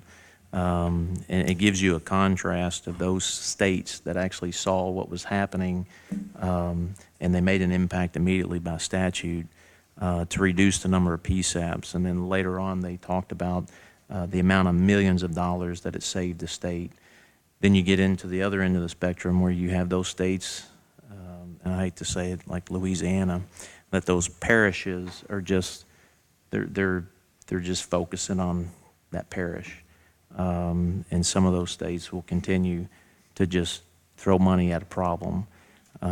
So you can, it really is a good study, and I encourage folks to go and read these studies, because it gives you an idea of how this has been going on back as early as 2002.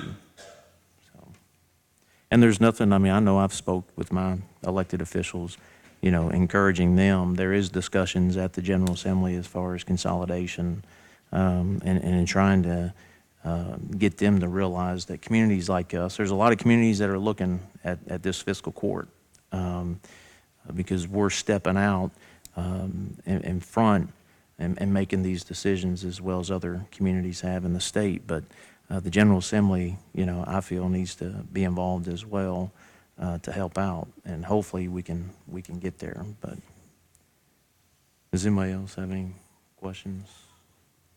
What my last question, I think, would be, as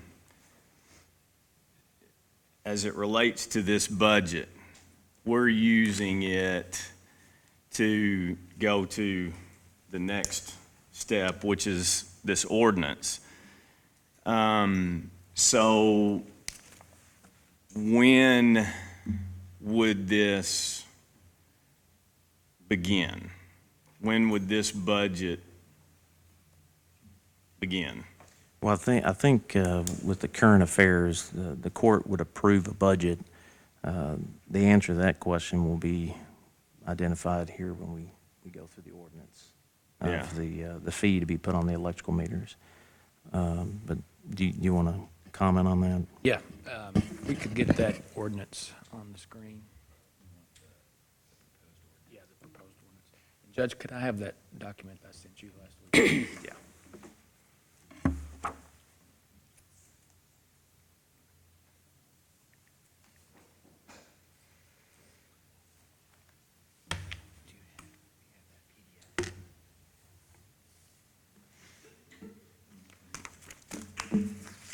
So we'll be voting on this budget with the ordinance? No, they're two separate action items. But we will be taking action on both. Today.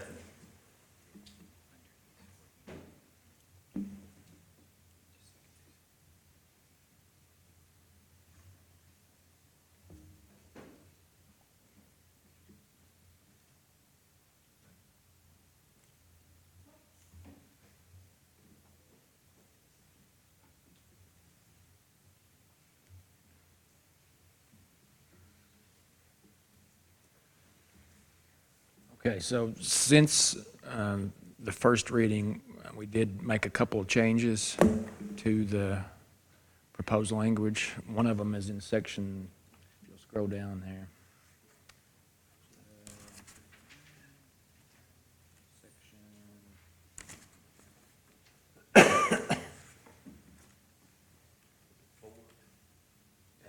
That's not the new one. You have the new one, the updated language? Is that not the new one?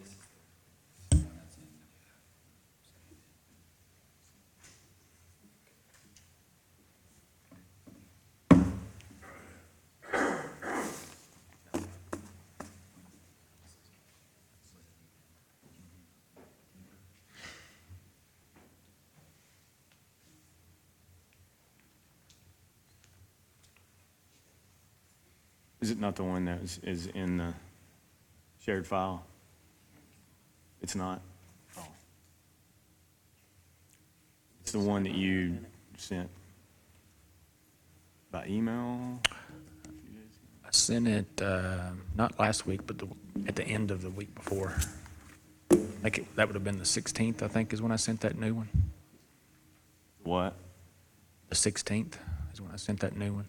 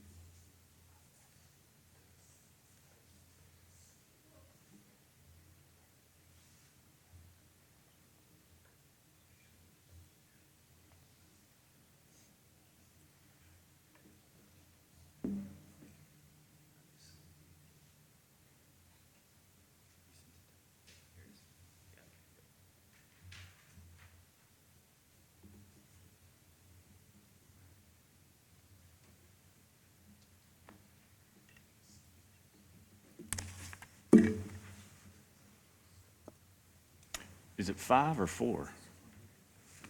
Two changes, Okay, 3 and 4, I believe, yeah. 3 and 4, okay. So Section 3, it used to be just that first sentence. The electricity provider shall be permitted to retain 3% of withholdings for the administration of collecting this fee from Marshall County 911. The rest of that section is new.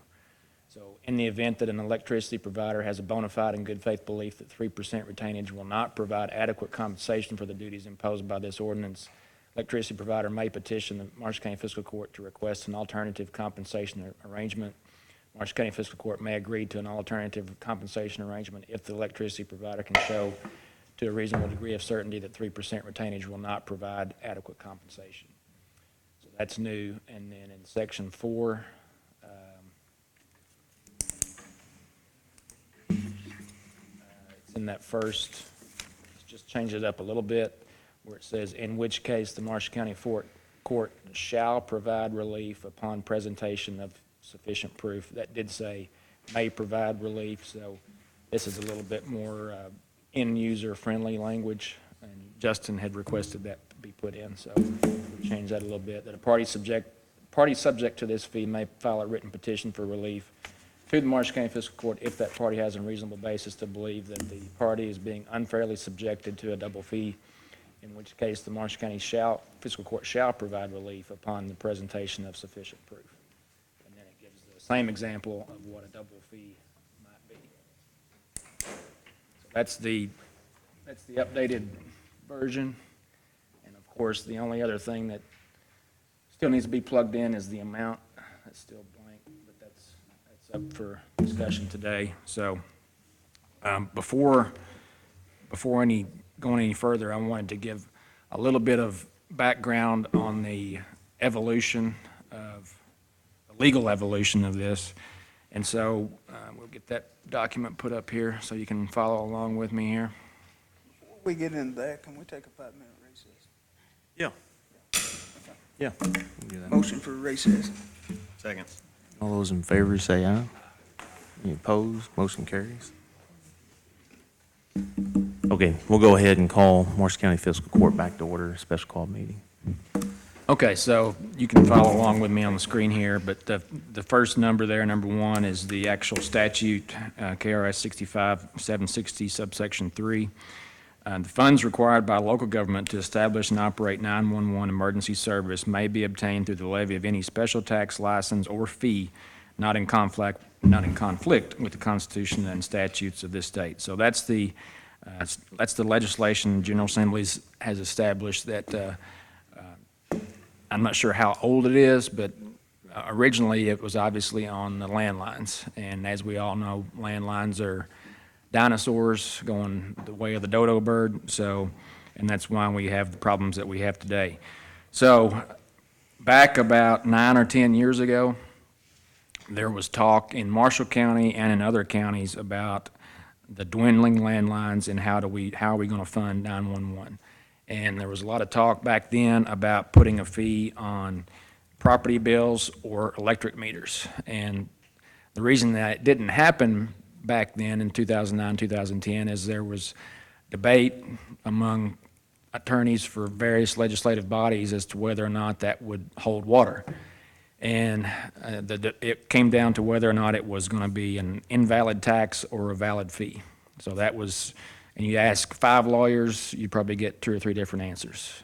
So what happened is Campbell County and Garrett County were the guinea pigs, and they went out, and Campbell County did a fee on property taxes, a flat fee, not related to value, just a flat fee. And then Garrett County went out and did a fee on water meters. And so each of those counties were challenged in court, and the basic idea was these are invalid fees. So those 2 cases kind of progressed through the court system at the same pace. And so let's talk about the Campbell County case. Campbell County was the one where they did the fee on the property taxes. So, and here's the relevant language, and I'll just read it. Here, the 911 emergency service fees levied upon occupied residential and commercial properties. In the narrow context of KRS 65763, Occupied properties are an exceedingly logical and practical object of the fee revenue authorized by that provision. Common sense dictates that Campbell County residents engaged in either labor or leisure spend a significant amount of their time at a residential and commercial properties located within Campbell County. It naturally follows that demand for this 911 emergency service derives significantly from the residents' occupation and use of those properties. We must keep ever in mind that these are safety and life-saving services. Fire protection, ambulance assistance, law enforcement, and other first responders are all critical to the well-being of people who occupy properties covered by the ordinance in question. While the scope of benefits received from the 911 emergency telephone service is incapable of precise measure, it is uncontroverted that all citizens benefit from that service. To assess payment upon only those citizens actually telephoning 911 is not, nor has it ever been, the policy of our counties of the Commonwealth. Even the old landline fee expressly outlined in 65760 would offend the association's overly restrictive interpretation of requiring actual use of 911 telephone services. In fact, a system that is based entirely on actual use would be insufficient to sustain these services. Fortunately, many, if not most, Kentuckians go through their life and never encounter an emergency requiring the use of 911 service. Thus, accepting the association's interpretation of the word fee provided in 65670 to mean user fee would require this court to presume that the General Assembly intended an unpalatable and absurd result. This we cannot do. We must clarify that the nexus required to sustain a fee imposed under 65760 need not necessarily be direct. Rather, a fee that bears a reasonable relationship to the benefit received is sufficient.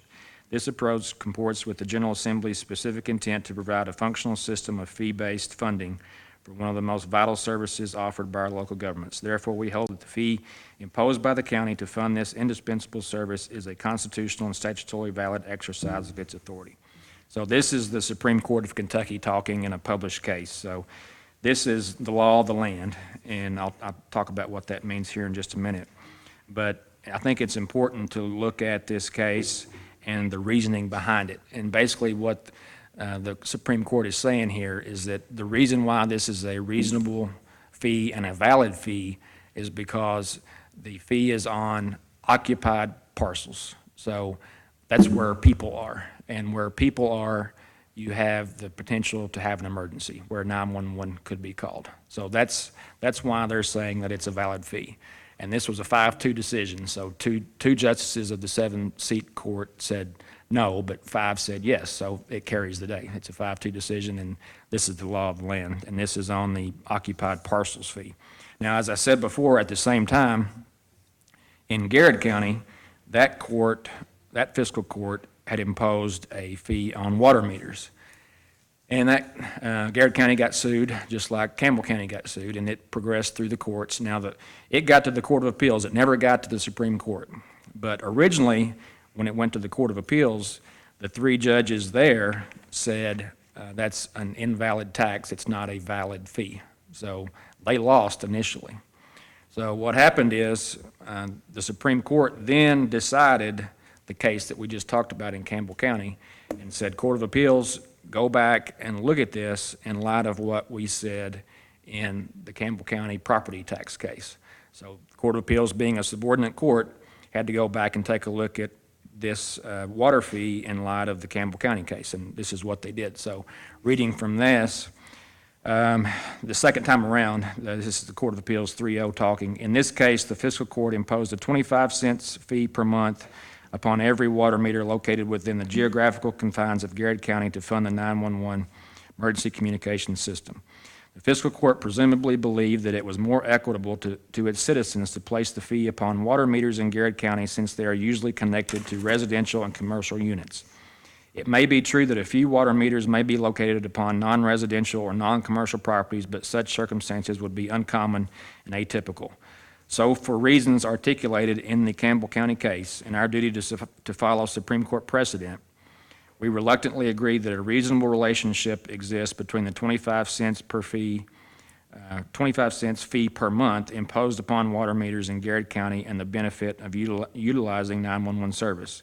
Accordingly, we hold that the Circuit Court properly rendered summary judgment concluding that 25 cents fee per month imposed upon every water meter within the geographic confines of Garrett County constitutes a valid fee under 65.760 to fund 911.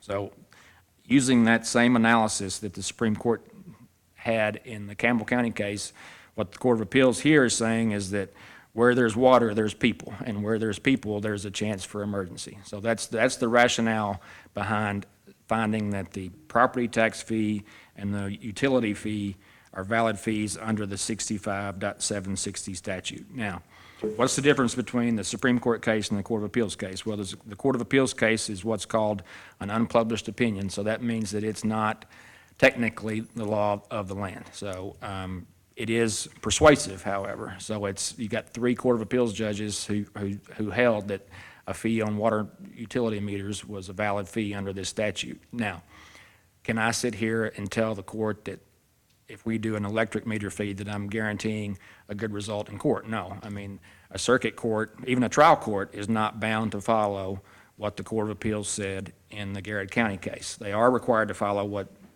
was said in the Supreme Court case, as is the Court of Appeals. However, if you look at the rationale in the property tax case and the water meter case, a fee on electric meters is where there's electricity, there's people. So it's the same rationale. Moving on down the row here into number 4, there had been some talk about the providers not wanting to collect fees for government entity. Number 4 here is KRS 1606131. There is hereby authorized the utility gross receipts license tax for schools not to exceed 3% of the gross receipts derived from the furnishing within the district of utility services. And back in 1990, the local school board here chose to take advantage of that. And since then, for the past almost 30 years, there has been on your electric bill a tax collected by the utilities to pay for that school tax under 1606131. So in each instance, with either a tax on utility receipts or the fee on the meters, the General Assembly has authorized but not required local entities to take those actions.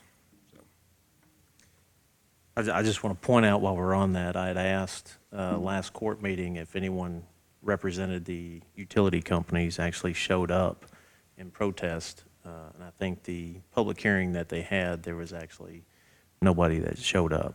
So I know I'd asked that. Before the school board. Before the school board, yeah. Okay, so that clarifies the.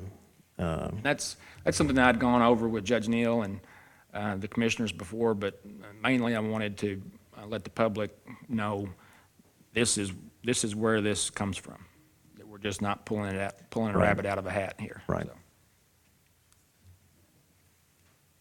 So, any questions on that?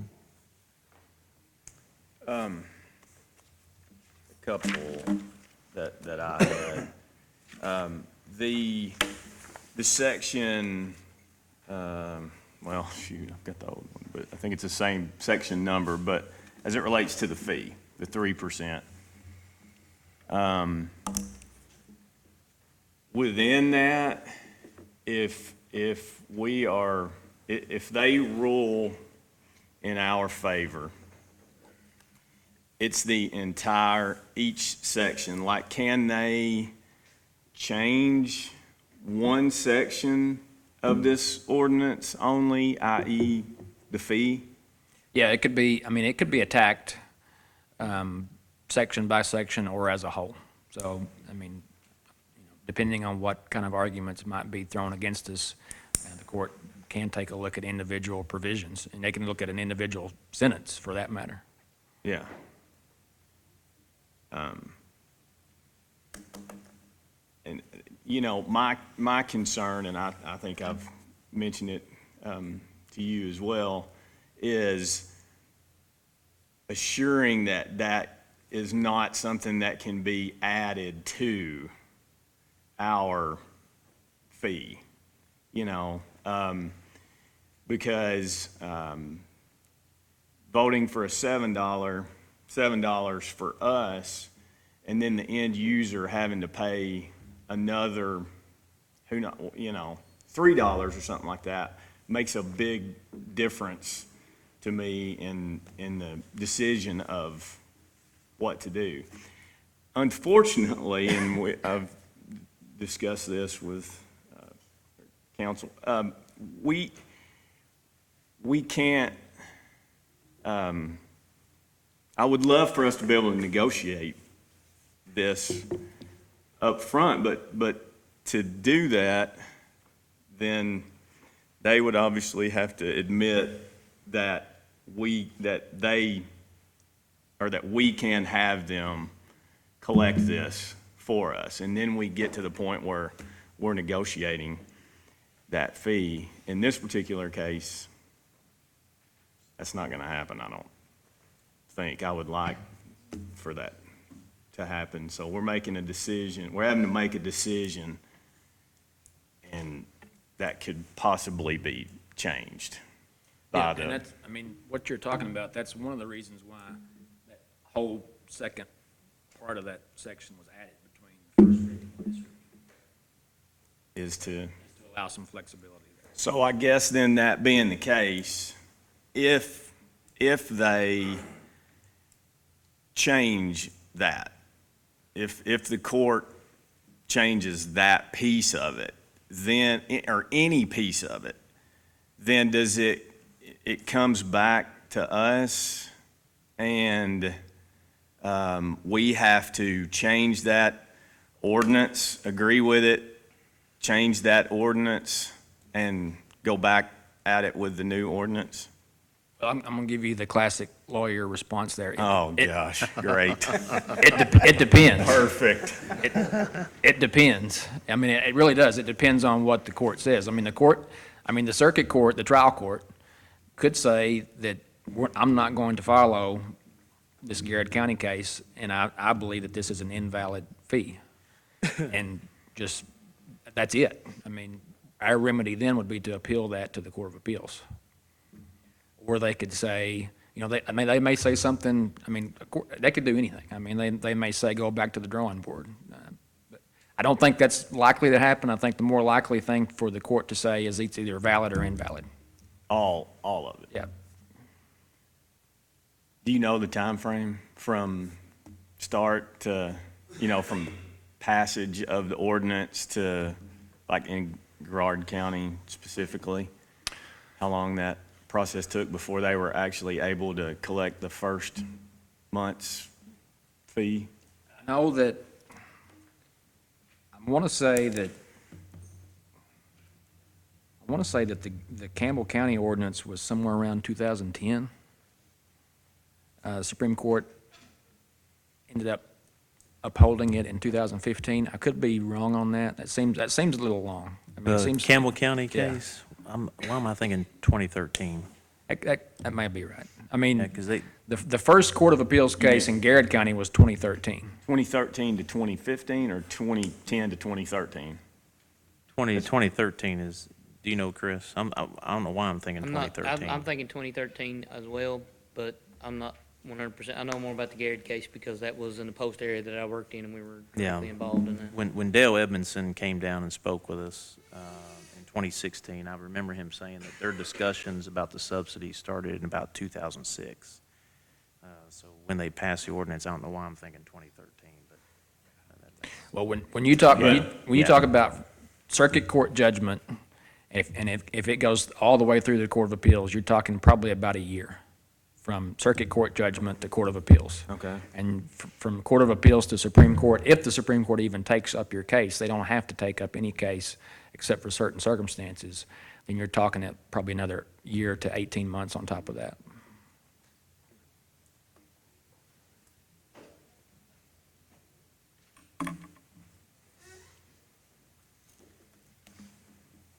And, when a circuit court rules, either party can appeal.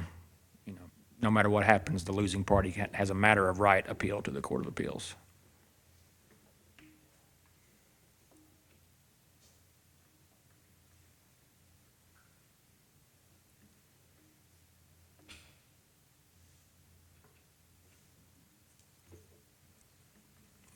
So I know you're not gonna answer this again because you just gave me the stock answer.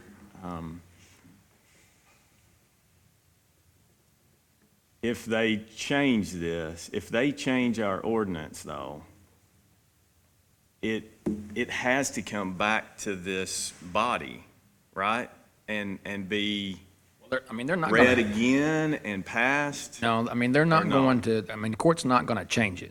They're gonna say, for one reason or the other, it's invalid. Oh, okay. So it doesn't there's get no- sent back here. So if something gets said as invalid by a court, then you can either try to take action to change it if you think you can, or the court may just say, this is just not valid, period, for one reason or the other. And then you're just done. But they're not gonna say, court's not gonna say, well, you need to change this to this. That's not gonna happen.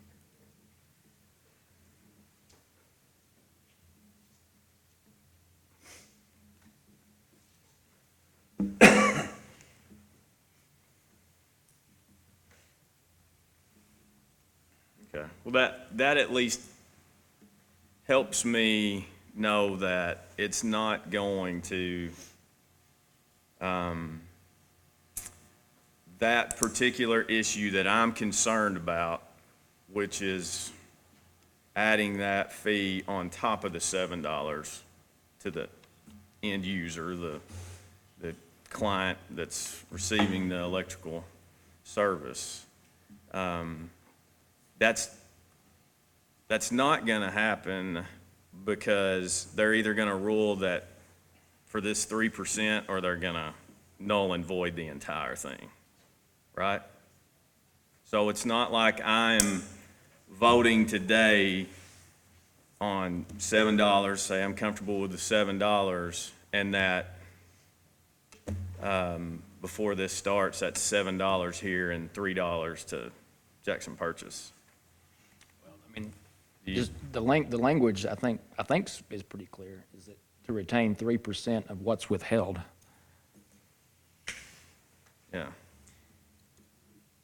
So on 3% of whatever's collected. Yeah, so it's kind of like on the landline fees currently. Chris, can you speak on that as far as the percent that the vendors, we have 31 vendors that 911. Currently, they're allowed to keep most in the area of 1% and 2%. Some keep a little bit more and call it debt service, but we have 31 phone companies that remit us payments in some form or fashion. And a lot of those phone companies also go through a taxing company that collect that fee and remit that back to us. So it gets a little hard dealing with 31 vendors, making sure all your income comes in. We get checks for $2.50. We get checks for a little bit less. I mean, you see them all the time. But that's how that works. They have that fee built into the money that they collect, and they're allowed to do that for their bookkeeping services. And it's generally between 1% and 3% in the phone side. And this ordinance here, I drafted it trying to follow Garrett County almost to the T. I mean, I did change a little bit of words here and there, but anytime you have an ordinance that makes its way through the courts and an appellate court gives its thumbs up on it, then you ought to follow that because it's made its way through the litigation successfully. It's basically like a roadmap on what to do. So this mirrors what Garrett County did pretty close to the T.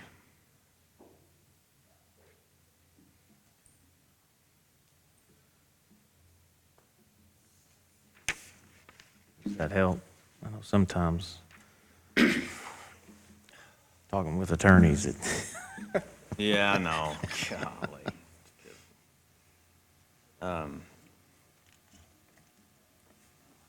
And I think it's important to say, because I had this question during the recess, that within this ordinance, it states that once these fees begin to come in, the landline fee yes, is gone. yes, I think it's the last So this section. is not on top of the landline fee. It is in lieu of the landline fee. Correct. There's nothing we can do about the cell phone fee. It is what it is. talk to your representative if you have, but I'll just read that so folks at home can see this. Section 6 of the ordinance, that the landline fee established pursuant to ordinance number 91-02 shall be suspended at all times that the fee established by this ordinance is being collected. So, yes.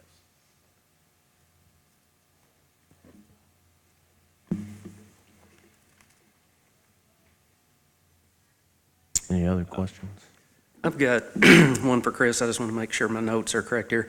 So the $1,924,080 proposed budget, that does not put us in a situation to be able to take on other counties, correct? That's just serving us? No, it does. It builds us up the service to be able to do it, the equipment to be able to do it, the training to be able to do it, the budget for it, and providing the service that folks want to come to. So it is getting us to be able to add those people in. But no, it's not staffed to handle that.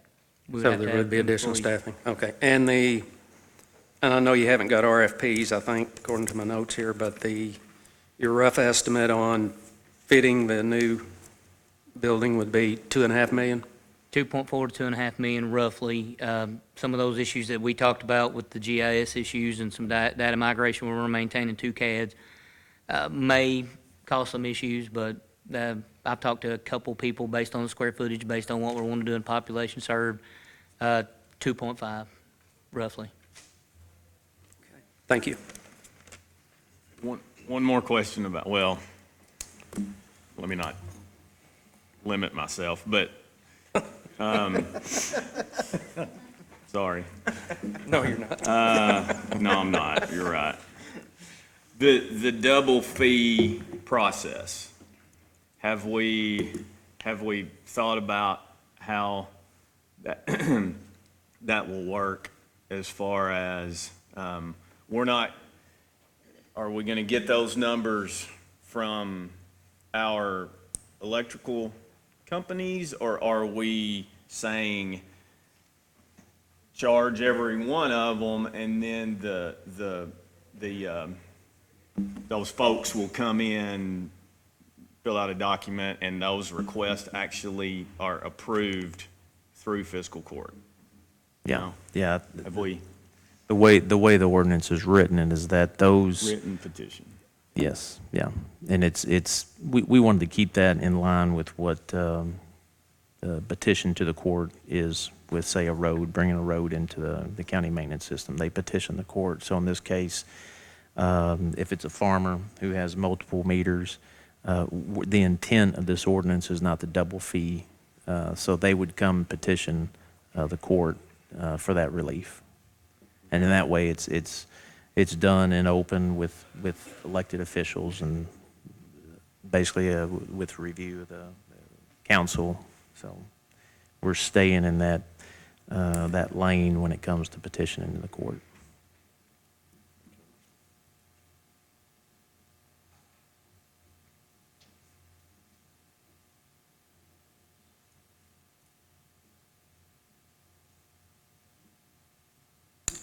Any other questions? Anything else on it, Jason? Not for me. Chris? Anything else? Are we about to vote? Mhm. Oh, okay. Then, I want to make a motion. Thank everyone in this room. It's going to be a little lengthy, so We're bear going with to be me. discussing that next, the ordinance. Oh, you're talking about the budget now? Yeah, talking about the Gotcha, budget. gotcha. Yeah. Oh, voting on the budget now? Oh, sorry.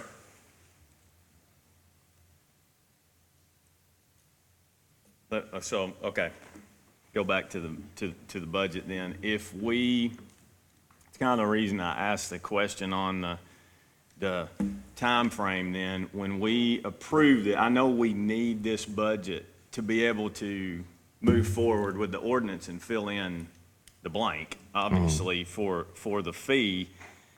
I guess my concern then is, are we approved, it actually says 2021, right, as far as the budget. So this is not going to go into place today. Right. go into the 2021 budget. Yeah. Now, when we get to the ordinance, correct me if I'm wrong, if the ordinance goes into effect, then that obviously can be challenged immediately. But I guess, yeah, right. But I guess my question is then, within the approval of this budget, can it be pending the ordinance, not just the ordinance passage, but The the actual collection collection? of the fee. Yeah. The collection of the fee. So this budget does not allow 911 to get to this point until the collection of the fee begins, Correct. correct? Okay. Okay.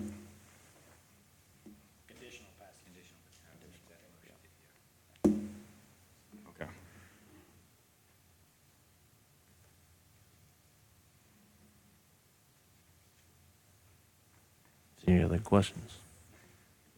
No, I mean, it's good. We got some good questions. Okay. With the budget that Chris presented, we would need a motion to accept this budget. So move.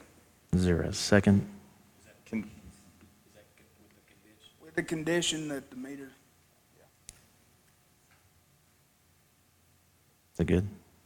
Okay. second. All those in favor say aye. Aye. Aye. Any opposed? No, I've got a problem with several things I'm seeing in the budget. There's a 3-1 motion carries. We'll move on to the Ordinance 2019-09 electric fee E911 second reading.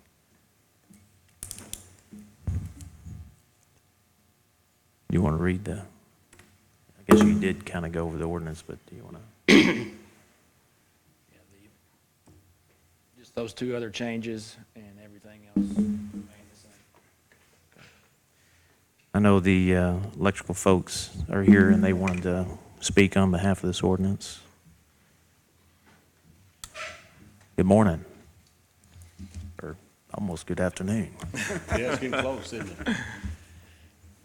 Judge Neal and members of the court, thank you again for giving me the opportunity to address you today on this issue. My name is David Smart. I'm the president and CEO of West Kentucky Rural Electric.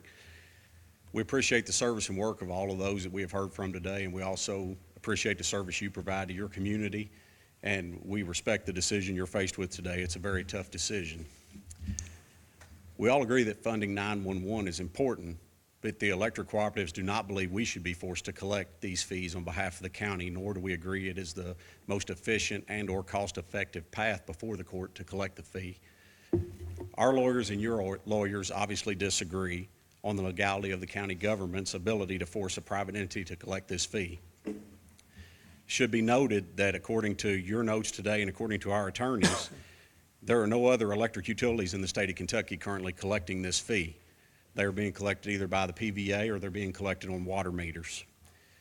West Kentucky is regulated by the Tennessee Valley Authority. As I've mentioned to you in the past, TVA has confirmed in writing now that they will not allow our electric ratepayers to subsidize the cost of collecting this fee. I'll quote from their letter. West Kentucky RECC must be fully compensated for all of the costs associated with the administration, billing, collecting, and accounting for the 911 fees, including additional software costs, supervisory time, etc., so that electric system ratepayers do not subsidize this cost. Also, the 911 fees would have to be accounted for separately and not commingled with the electric system funds.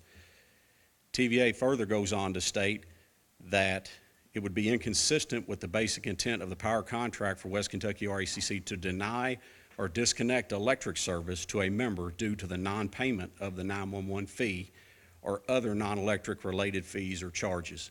So that is now in writing, the two statements I gave to you the last time that I presented before the court. I would like to make one point of clarification. In my prepared remarks to this court on August the 6th, 2019, I said, first, we don't believe it is right for a governmental entity to force a private rural electric cooperative to collect 911 fees on behalf of the local government. Nothing in my prepared remarks said we don't collect taxes. And nothing in that video, go back and watch it. I never said anything about us not collecting taxes. So I wanted to make that a point of clarification. In Section 4 of your ordinance, you basically talk about a double fee and how people can petition to be relieved from a double fee. West Kentucky currently has about 12,000 meters, approximately 12,000 meters in the Marshall County. Of that 12,000, what we think might fall under your double fee would be approximately 3,000 customers. So that would lower the number from 12,000 to 9,000. We also have been told by the court today that you had 21,000 electric meters in this county. West Kentucky has approximately 12. Jackson Purchase, Greg can speak, has approximately 5. I spoke to Kent Rudd of the Benton Electric System a few minutes ago. They have approximately 2,500. That adds up to 19,500 electric meters, not 21,000 electric meters in the county. TVA has named the ordinance. They have 11 meters in Calvert City. So we believe that the 21,000 is overstated. So you need to take that into account as you prepare to make your decision.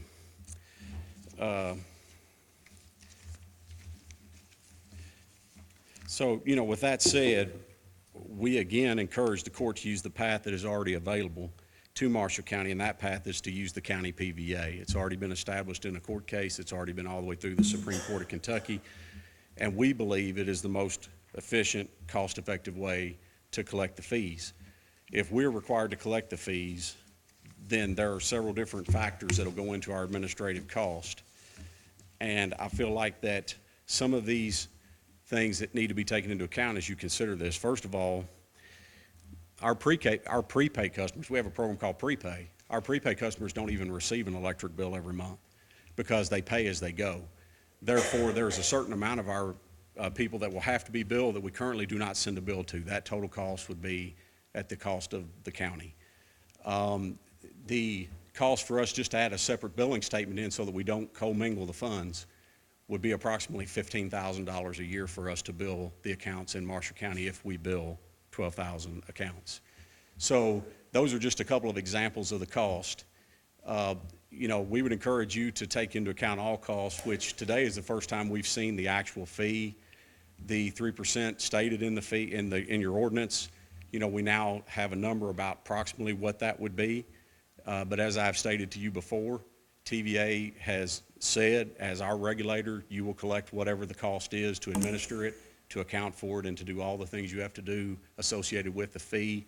So therefore, that's another challenge you might face versus trying to just set a set fee for us.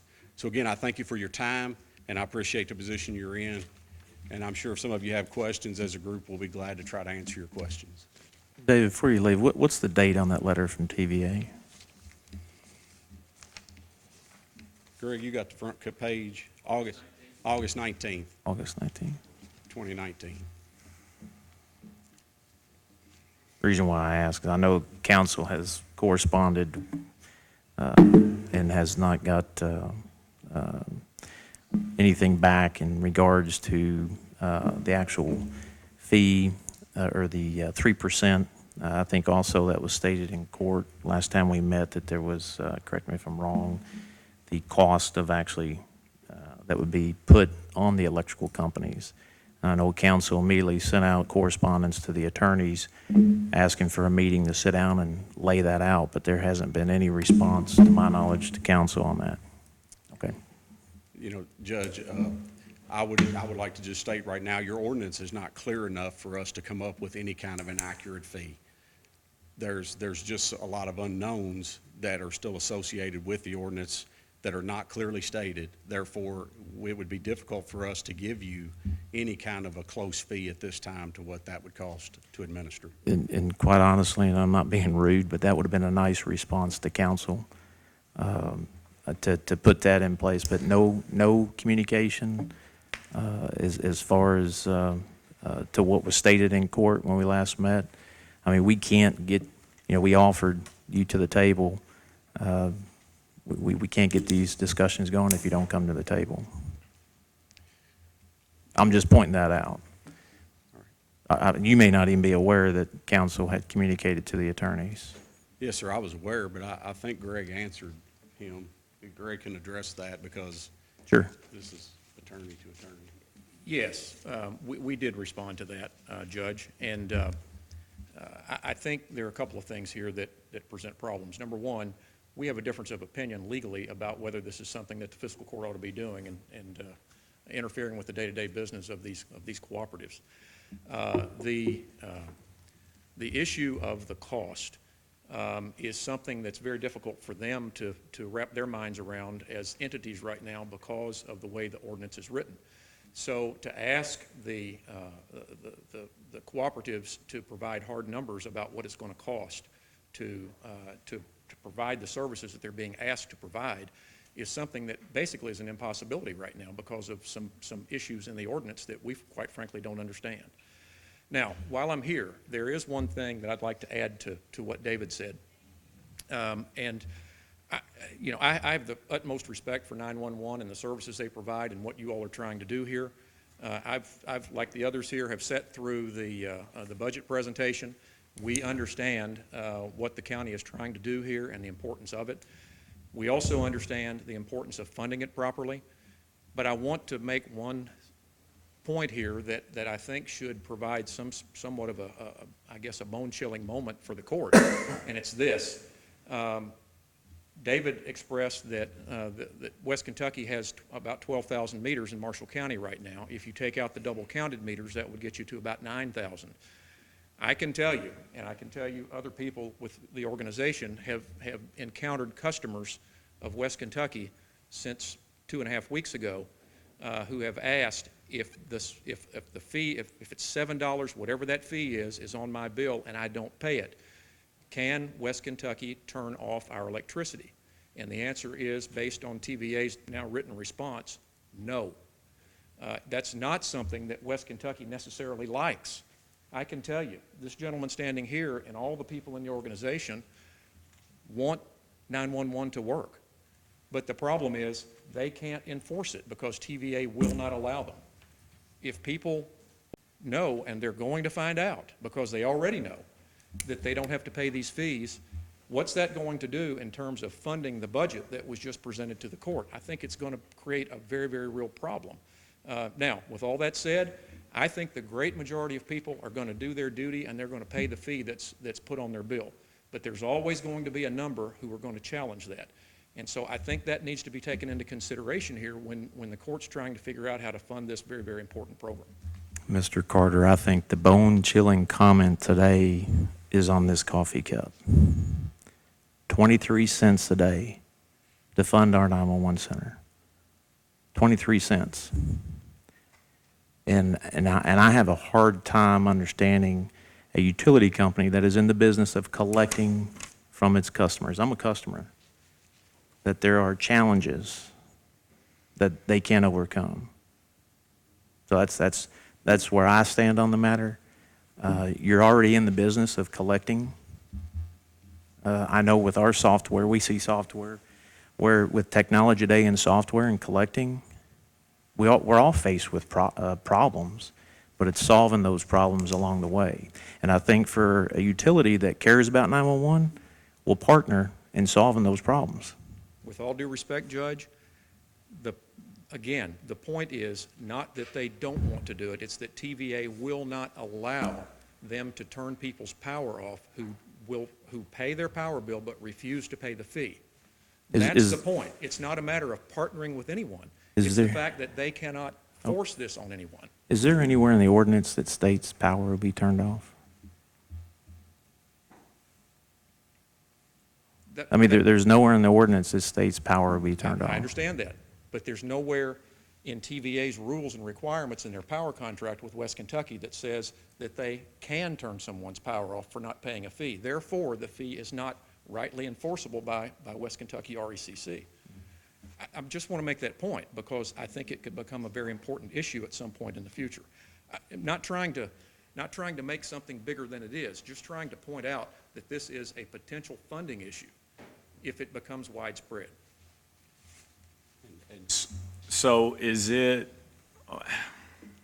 specifically as it relates to that, it's on collected, right? We always mention collected, This is not a fee that if their customer does not pay it, we have no other way to collect it?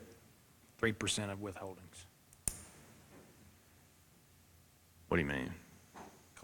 Collected money. Yeah. Well, I'm not talking about the cost. I'm just saying that $7. If we, after the double are taken out and we have that agreed amount, you know, say it's 9,000, then we're going to bill them for 9,000 times 7, right? We're gonna send them a bill for $63,000, right? Each month, and then no. It's a fee, I mean, just like the tax. It's a fee added on to the bill. Yeah, I guess I'm just saying we will know what we should have received from them. Yeah, But we cannot go and get that from, you know what I'm saying? So if we have 9,000 times $7 and we're supposed to, so 1 month we get $50,000 versus 67, then we know that there's $17,000, I mean, whatever I just said, $13,000 out there of people that did not pay that fee. Right. Correct? You're gonna have And an there's- idea, yeah. And there's nothing that we can do to collect that versus, I mean, in this particular ordinance. Well, I wouldn't say that there's nothing. Okay. There may not be anything practical that you can do. So what do we have? Go to court. Oh, here we go. Yeah.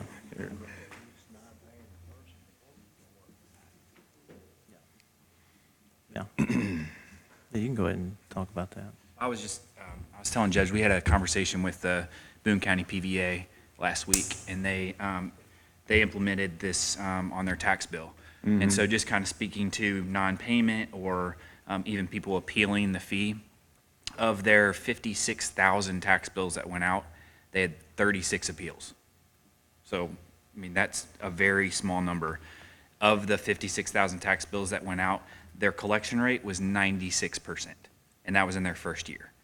So to kind of look through and say, well, what if? And that's a possibility, sure.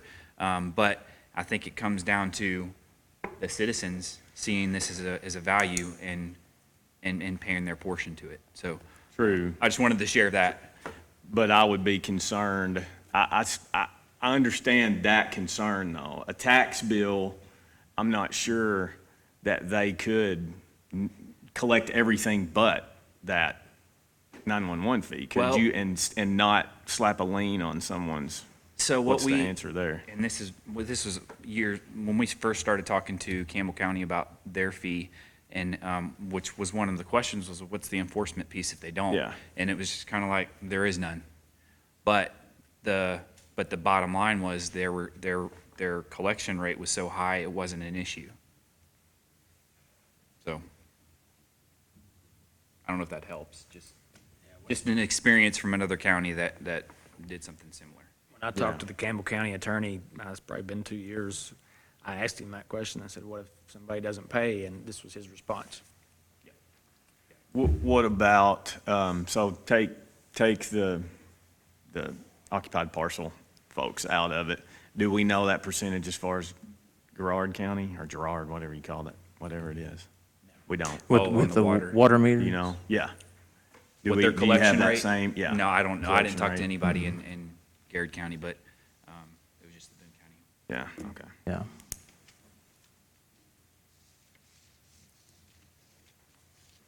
But Judge, I just wanted to make one more point. I didn't indicate, I'm not in any way indicating to you that we couldn't make this happen on the bills. What I'm indicating to you is that the cost will be material, not immaterial. And based on TVA's position, we will be required to collect every bit of that cost from the county. So, just clarifying question. if TVA is saying you won't shut it off for non-payment of this fee, would then you can't shut it off for the non-payment of the school tax fee or the school tax? Is that appropriate to say? Well, we're again drifting off into the legal side of this, which we're going to agree to disagree on, I guess, for purposes of this discussion. But again, there's a difference in the tax versus a fee. The tax is on the service that they provide. Just like if you go to Walmart and buy something, Walmart's going to collect a 6% tax from you. Okay? So you have to pay, rather than $1, you have to pay $1.06 to get it. So the same point is here. It's a tax on the service that's provided, and so they have to collect the tax. Sure, but I mean, in that instance, if I don't pay the 6%, I'm not leaving with the goods that I'm purchasing. So my question is, if it's a tax that I'm not going to put towards the my electric bill, and TVA saying that you've got no enforcement to turn the electric off, then why is it any different? In your example, I think at some point they would have the right to turn service off. I guess we could talk to Heather about that. The CFO is here, so. The current increase, the school tax that's on the bill today is part of our rate. So yes, if you did not pay the school tax, you could be subject to disconnection of your electric service. I'm just going to read this. This is actually from the board minutes where, I guess, House Bill 940 was put in place for the school board. This is Section B of the levy utility gross receipts license tax under the provisions of KRS 16613 and House Bill 940. So Section B, any user of electrical energy who's purchased the electrical energy directly from a supplier who is exempt either by state or federal law from this tax is liable for this tax and shall pay same directly to the county finance officer for schools, a utility gross receipt license tax computed by multiplying the gross cost of electrical energy received by 2%, the tax rate established by this levy. So that's actually from their records, basically citing that statute. Is it fair to say that's a pass-through tax? To me as a customer, I'm paying your tax. You talking about the tax on the electric bill? The school tax. Yeah, I think it's a pass-through tax. It's paid by the customer, sure. Okay. Sure. Fair enough. But I want to quote from the letter that TVA provided that David mentioned.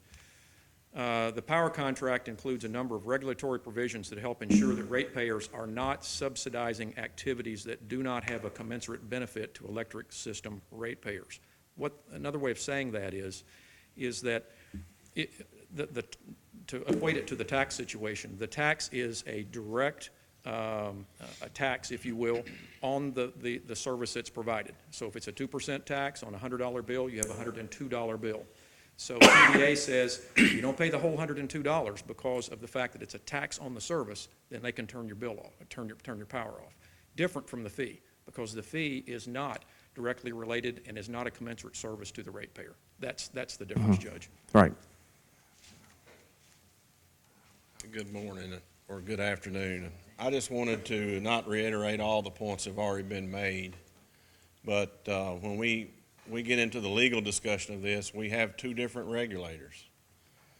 Jackson Purchase Energy is regulated by the Public Service Commission and ultimately the Attorney General. So I just wanted the court to realize that if, in fact, we cannot come to an agreement and we end up in litigation, then this becomes a fight that goes in two directions to some degree. We 100% support what you're doing. I can't think about if it was my loved one in need. In our business, we are first responders to some degree. Many times, we had 2 broken poles this weekend, and in both cases, we were working with local emergency management, local sheriffs, and so forth and so on. But I think the goal of this court is to adequately fund your recommendations, which you did a great job today, by the way. We want to help make that mechanism work, but we believe that this mechanism will fail in helping you reach your budget potential. Thank you. Anything else?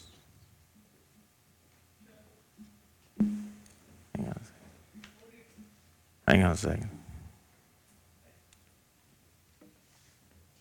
So my name's Scott Adair, and I work at Jackson Purchase Energy as well. And I'm also a citizen of Marshall County, so this affects me directly. Again, just to reiterate, Jackson Purchase Energy fully supports 911 and the great services you provide. To reiterate what Greg said, you've done a great job presenting that today, and those are all things that we fully support. But as a citizen, and as just somebody sitting here in the audience just thinking through this, you know, I want every cent that I pay to support 911, and I want to do my part as a citizen. But I want every cent that I pay to go directly to 911. I don't want it going anywhere else. And in this ordinance, some of those fees are going to have to go to the collectors, the electric organizations, in order to be able to get to the budget amount that was talked about today. So, you know, my question would be, I guess, as a citizen and as a representative of Jackson Purchase Energy, what does that cost? What is that fee for if we did apply that to PVA, to property? I mean, you know, it's $84 a year is what it comes to at $7 a month on an electric meter. So what does it cost the PVA office to collect $84 a year through a tax fee or through a bill like that? Same as you all pay, collecting the school tax. I mean, wouldn't you know that fee anyway?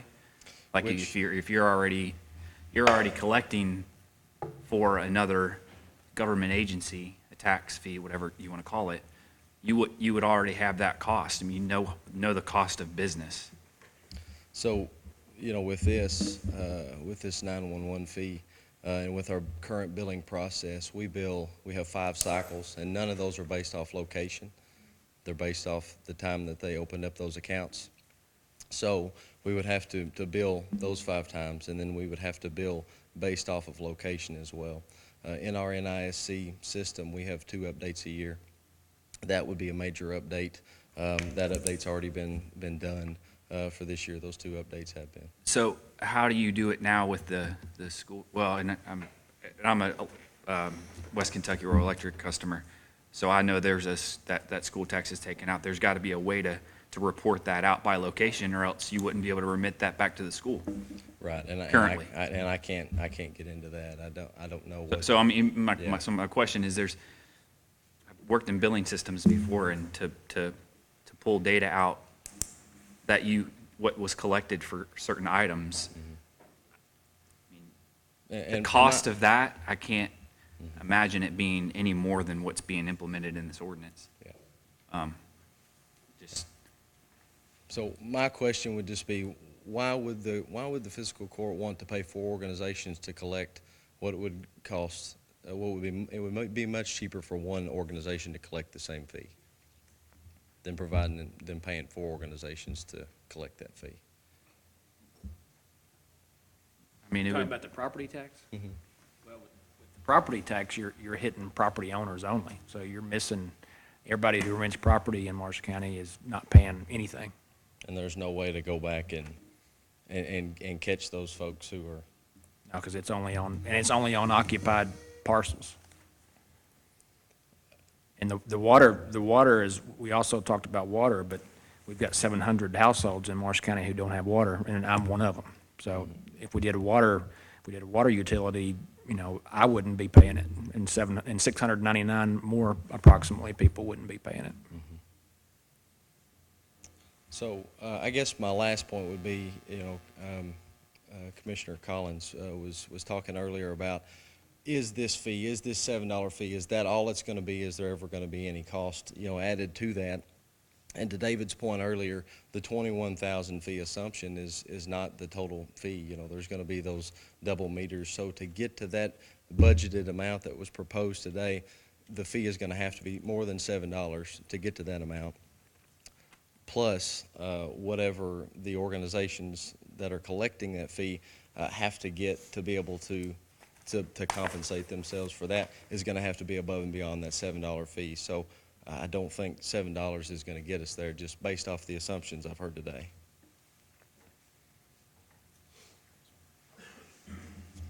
That's all I have. Thank you.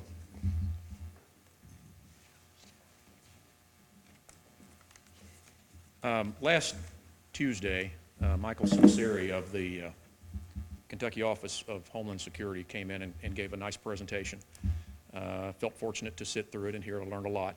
One of the things I learned was that he referenced some information that was in some of their materials that's on their website about how 911 funding is handled in various counties across the state. And one of the things he told us, importantly, I thought, and I've looked up the graph that he referenced, is that of the counties across the state that are collecting 911 fees, 9 of them are doing it through the PVA, through property tax bills. 7 of them are doing it through utilities. And as David mentioned earlier, none of them are electric utilities.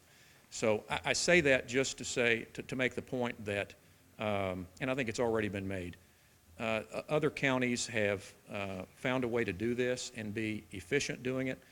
And for all the reasons that have already been stated here, we feel like that is by far the preferable way to do it, the fairest way to do it.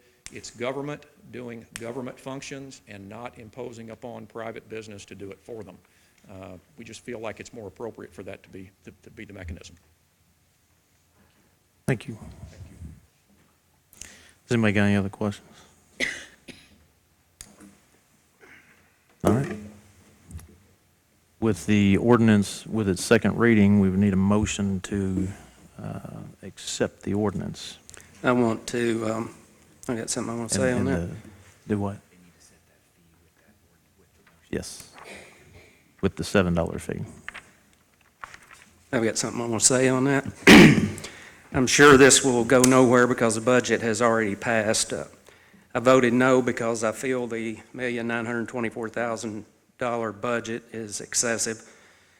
So I'd like to make a motion to revise the $7 fee to $5, which would generate an additional $610,000 in revenue on top of the $825, and eliminate the county subsidy of over $300,000. There's a motion. Is there a second?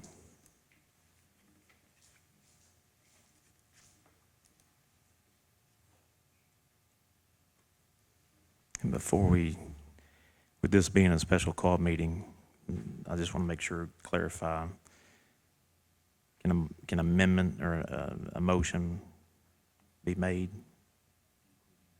including, okay. You're talking about the topic. So. Okay, I just want to clarify, okay.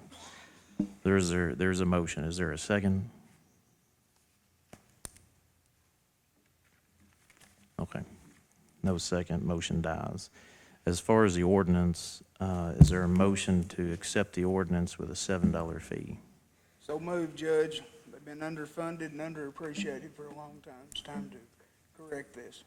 Is there a second? I'm going to second it. But what have you got on? I have no idea. My watch just did something, sorry. Because unfortunately, I stated before, not unfortunate, not this particular case is not unfortunate, but I've trusted our county attorney every single issue that we've had that come before us, telling me that we have the legal authority to do that, and I'm going to do that now. I know he said nothing's 100%, but I'm going to second this, knowing that we have to move this forward to the next level. It pains me that we cannot come to an agreement prior to, but I also understand the other side, that there's more to this. We're fighting for 911 across the state, I think, and I understand the other side to this. So, and have all respect in the world for these men and their companies, but I'm seconding it to move it on. With a second, all those in favor say aye. Aye. Any opposed? No, and that's because of the amount of the budget and several components in that is very concerning to me. I do support our 911. I appreciate everything you do for all of us. Motion carries. Under new business, we need to go into executive session. Before we go into executive session, do we want to go ahead and jump to payment of the bills? Has anybody got any questions on that? Motion pay the bills. All those in favor say aye. Aye. Any opposed? Motion carries. Now we can go into executive. Move we recess and go into Executive session. We Is wanted there a to second? FaceTime you. I'll second it. All those in favor say aye. Aye. Any opposed? Motion carries.